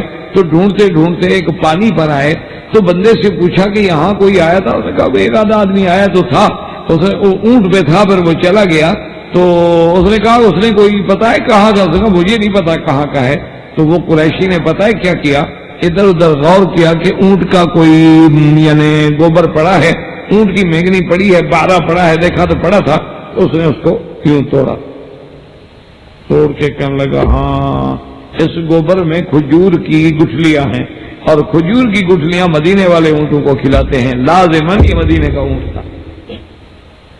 اس نے اندازہ قائم کر دیا. اس نے کہا کہ جب اس بارہ میں یعنی گٹھلی کو اثر موجود ہے، گٹھلیاں موجود ہیں، اور اونٹ کو گٹھلیاں صرف مدینے والے کھلاتے ہیں، جو ان کے بعد باغ ہیں کھجوروں کے، گٹھلیاں بہت ہوتی ہیں، تو وہ پانی میں رکھ لیتے ہیں، نرم ہو جاتی ہیں، اونٹ کو کھلا دیتے ہیں. تو اس سے اس نے اندازہ کر لیا. تو اس نے کہا کہ راضی کیسے بات کرتے ہو، ایک چھوٹی سی چیز جو ہے اونٹ پہ دلالت کر رہی ہے، ایک چھوٹی سی چیز جو ہے بکری پہ دلالت کر رہی ہے، یہ سارا کائنات اور سارا نظام جو ہے اللہ کے وجود پہ دلالت نہیں کر رہا.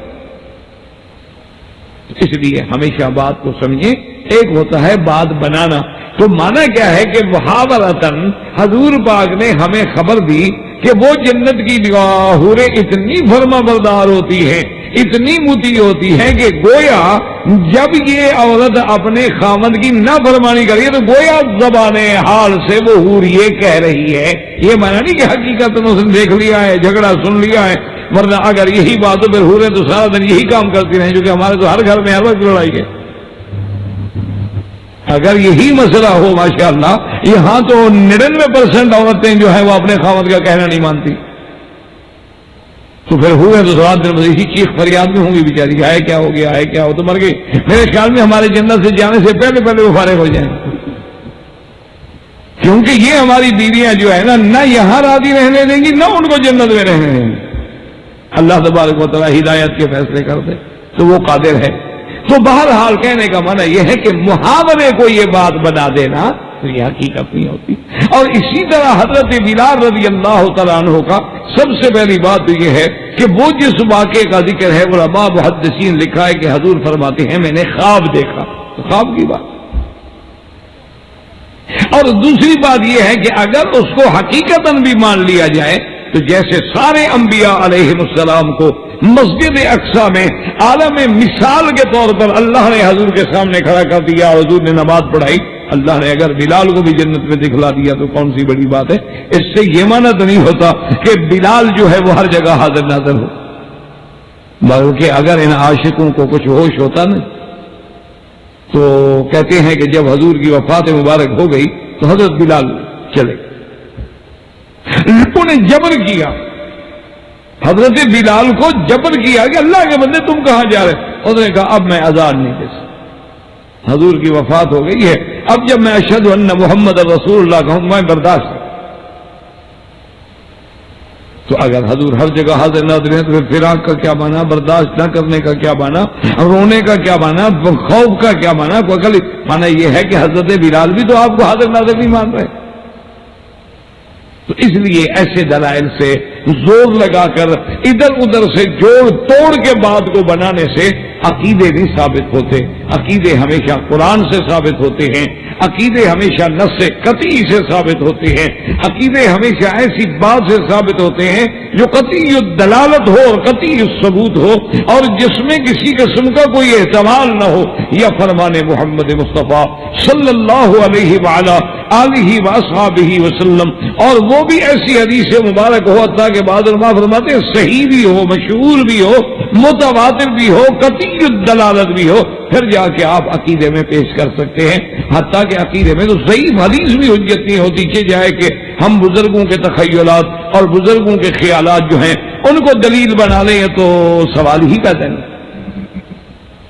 اس لیے ہمیشہ سمجھیں اور اب اپنے عقیدوں کو صاف کر لیں اللہ کی رحمت سے کہ ہر جگہ حاضر و ناظر یعنی موجود، اور دیکھنے کا کیا بنا، موجود کا بنا یہ نہیں کہ اللہ تبارک و تعالیٰ ہر جگہ موجود ہے، اللہ کا مقام تو عرش اولی ہے، لیکن وہ خدا فرماتے ہیں کہ وَنَحْنُ أَقْرَبُ إِلَيْهِ مِنْ حَبْلِ الْوَرِيدِ، کہ میں تمہاری شارگ سے بھی زیادہ تمہارے قریب ہوں۔ یا اللہ فرماتے هُوَ مَعَكُمْ أَيْنَمَا كُنْتُمْ، اللہ تمہارے ساتھ ہے تم جہاں ہو۔ اسی طرح قرآن پاک جیسے اللہ فرماتے ہیں کہ جب موسیٰ علیہ السلام کو اور ہارون علیہ السلام کو اللہ نے فرمایا اذهبا إلى فرعون إنه طغى، آپ موسیٰ علیہ السلام کہ اللہ میاں آپ کا حکم ہے، ہم تعمیل کے لیے تو حاضر ہیں لیکن ہمیں ڈر تو لگتا ہے یفرط علینا اور یطغى، اللہ میاں ہو سکتا ہے زیادتی کر گزرے، حد سے نکل جائے، وہ تو آپ جانتے ہیں فرعون تو بڑا ظالم ہے، جابر ہے، فرعون ذل اوتاد، اس کے پاس جا کے اس کو دعوت دینا کوئی آسان کام تو نہیں ہے۔ اللہ میاں پھر میرا تو ایک وہاں FIR موجود ہے، مثل بھی موجود ہے، انہوں نے بنائی ہوئی ہے کہ بندہ مر گیا تھا میرے ہاتھ سے، تو اسی قتل میں ہی نہ مجھے پکڑ لیں۔ اب دیکھیں اللہ نے کیا فرمایا، قال لا تخافا اننی معکما، اللہ نے فرمایا دونوں مت ڈرو میں بھی تمہارے ساتھ ہوں۔ لا تخافا اننی معکما، اچھا معکما تمہارے ساتھ ہوں کیا مانا؟ آگے قرآن نے خود بیان کر دیا اسمع و ارا، میں ہر بات سن رہا ہوں، ہر بات دیکھ رہا ہوں، جب ہر چیز میرے سامنے ہے تو گویا میں تمہارے ساتھ ہوں۔ اس لیے علماء فرماتے ہیں کہ معیت سے کیا مراد ہوتا ہے، معیت علمی کے ہر چیز اللہ تبارک و تعالیٰ کے علم کے اندر ہے۔ جیسے موسیٰ علیہ السلام جا رہے ہیں اور آگے دریا ہے اور پیچھے فرعون کا لشکر ہے، جب قوم گھبرائی تو آپ نے فرمایا ان معی ربی سیہدین، میرا رب میرے ساتھ ہے۔ اور جیسے اللہ تبارک و تعالیٰ کے افضل پیغمبر امام الانبیاء سید الاولین والآخرین شفیع المذنبین سیدنا محمد الرسول اللہ علیہ الصلوۃ والسلام جب غار میں ہیں تو آپ نے فرمایا اذ یقول لصاحبہ لا تحزن ان اللہ معنا، کہ ابو بکر غم نہ کر اللہ ہم دونوں کے ساتھ ہے۔ تو یاد رکھو ساتھ کا کیا بنا، یا معیت علم یا معیت نصرت، کہ اللہ کی علم کے اندر ہر چیز ہے، احاط بکل شیء علما، ورنہ اللہ کا مقام جیسے اس کی شان کو زیبا ہے۔ فرمایا الرحمن علی العرش استوى، تو یہ اللہ کی صفت ہے. اب یہ معنی کرنا کہ حضور ہر جگہ حاضر ناظر ہیں، یہ انبیاء عالم الغیب ہیں، یہ اولیاء عالم الغیب ہیں، یہ اولیاء اللہ جو ہے وہ ہر مقام پہ موجود ہوتے ہیں. تو یہ عقیدہ اللہ کے قرآن کے اعتبار سے، فرمان محمد مصطفیٰ کے اعتبار سے شرکی عقیدہ ہے. اللہ ہر مسلمان کو بچائے اور اللہ ہمیں صحیح صراط مستقیم پہ رکھے اور صحیح عقیدہ نصیب فرمائے اور قرآن و سنت کی اتباع نصیب فرمائے. اب چونکہ تقریباً مسئلہ یعنی علم غیب اور حاضر ناظر پہ، ورنہ تو ساری زندگی بھی بیان کرے تو نہیں کر سکتے، بہرحال اختصار سے ہم نے انشاءاللہ ختم کر دیا. تو اگلے درس میں انشاءاللہ زندگی باقی رہی، کیونکہ وہ بھی اسی کا تتمہ ہوگا گویا کہ اہل سنت والجماعت کون ہوتے اور سنت اور بدعت کی تعریف کیا ہے. کیونکہ جب عقیدے کی باتیں آ گئی ہیں تو میرا خیال ہے کہ اختصار کے ساتھ ذرا اس کو تھوڑا سا ایجاز کے ساتھ مختصر کر کے بیان کر دیں گے، تاکہ انشاءاللہ منہاج مسلم کی جو البم آئے گی انشاءاللہ آپ کی دعاؤں سے اللہ اخلاص دے، اللہ قبول فرمائے، تو اس کے اندر کم از کم تتمے کے طور پہ یہ مسئلہ بھی شامل ہو جائے کہ سنت اور بدعت کی تعریف کیا ہے. اور ہر آدمی جو کہتا ہے کہ ہم اہل سنت ہیں، جس سے پوچھو وہ کہتا ہے میں اہل سنت، جس سے پوچھو وہ کہتا ہے میں اہل سنت ہوں. تو اہل سنت والجماعت کی تعریف قرآن و سنت کی روشنی میں کیا ہے اور کن لوگوں کو کہلانے کا حق ہے. واللہ تعالی اعلم و علمہ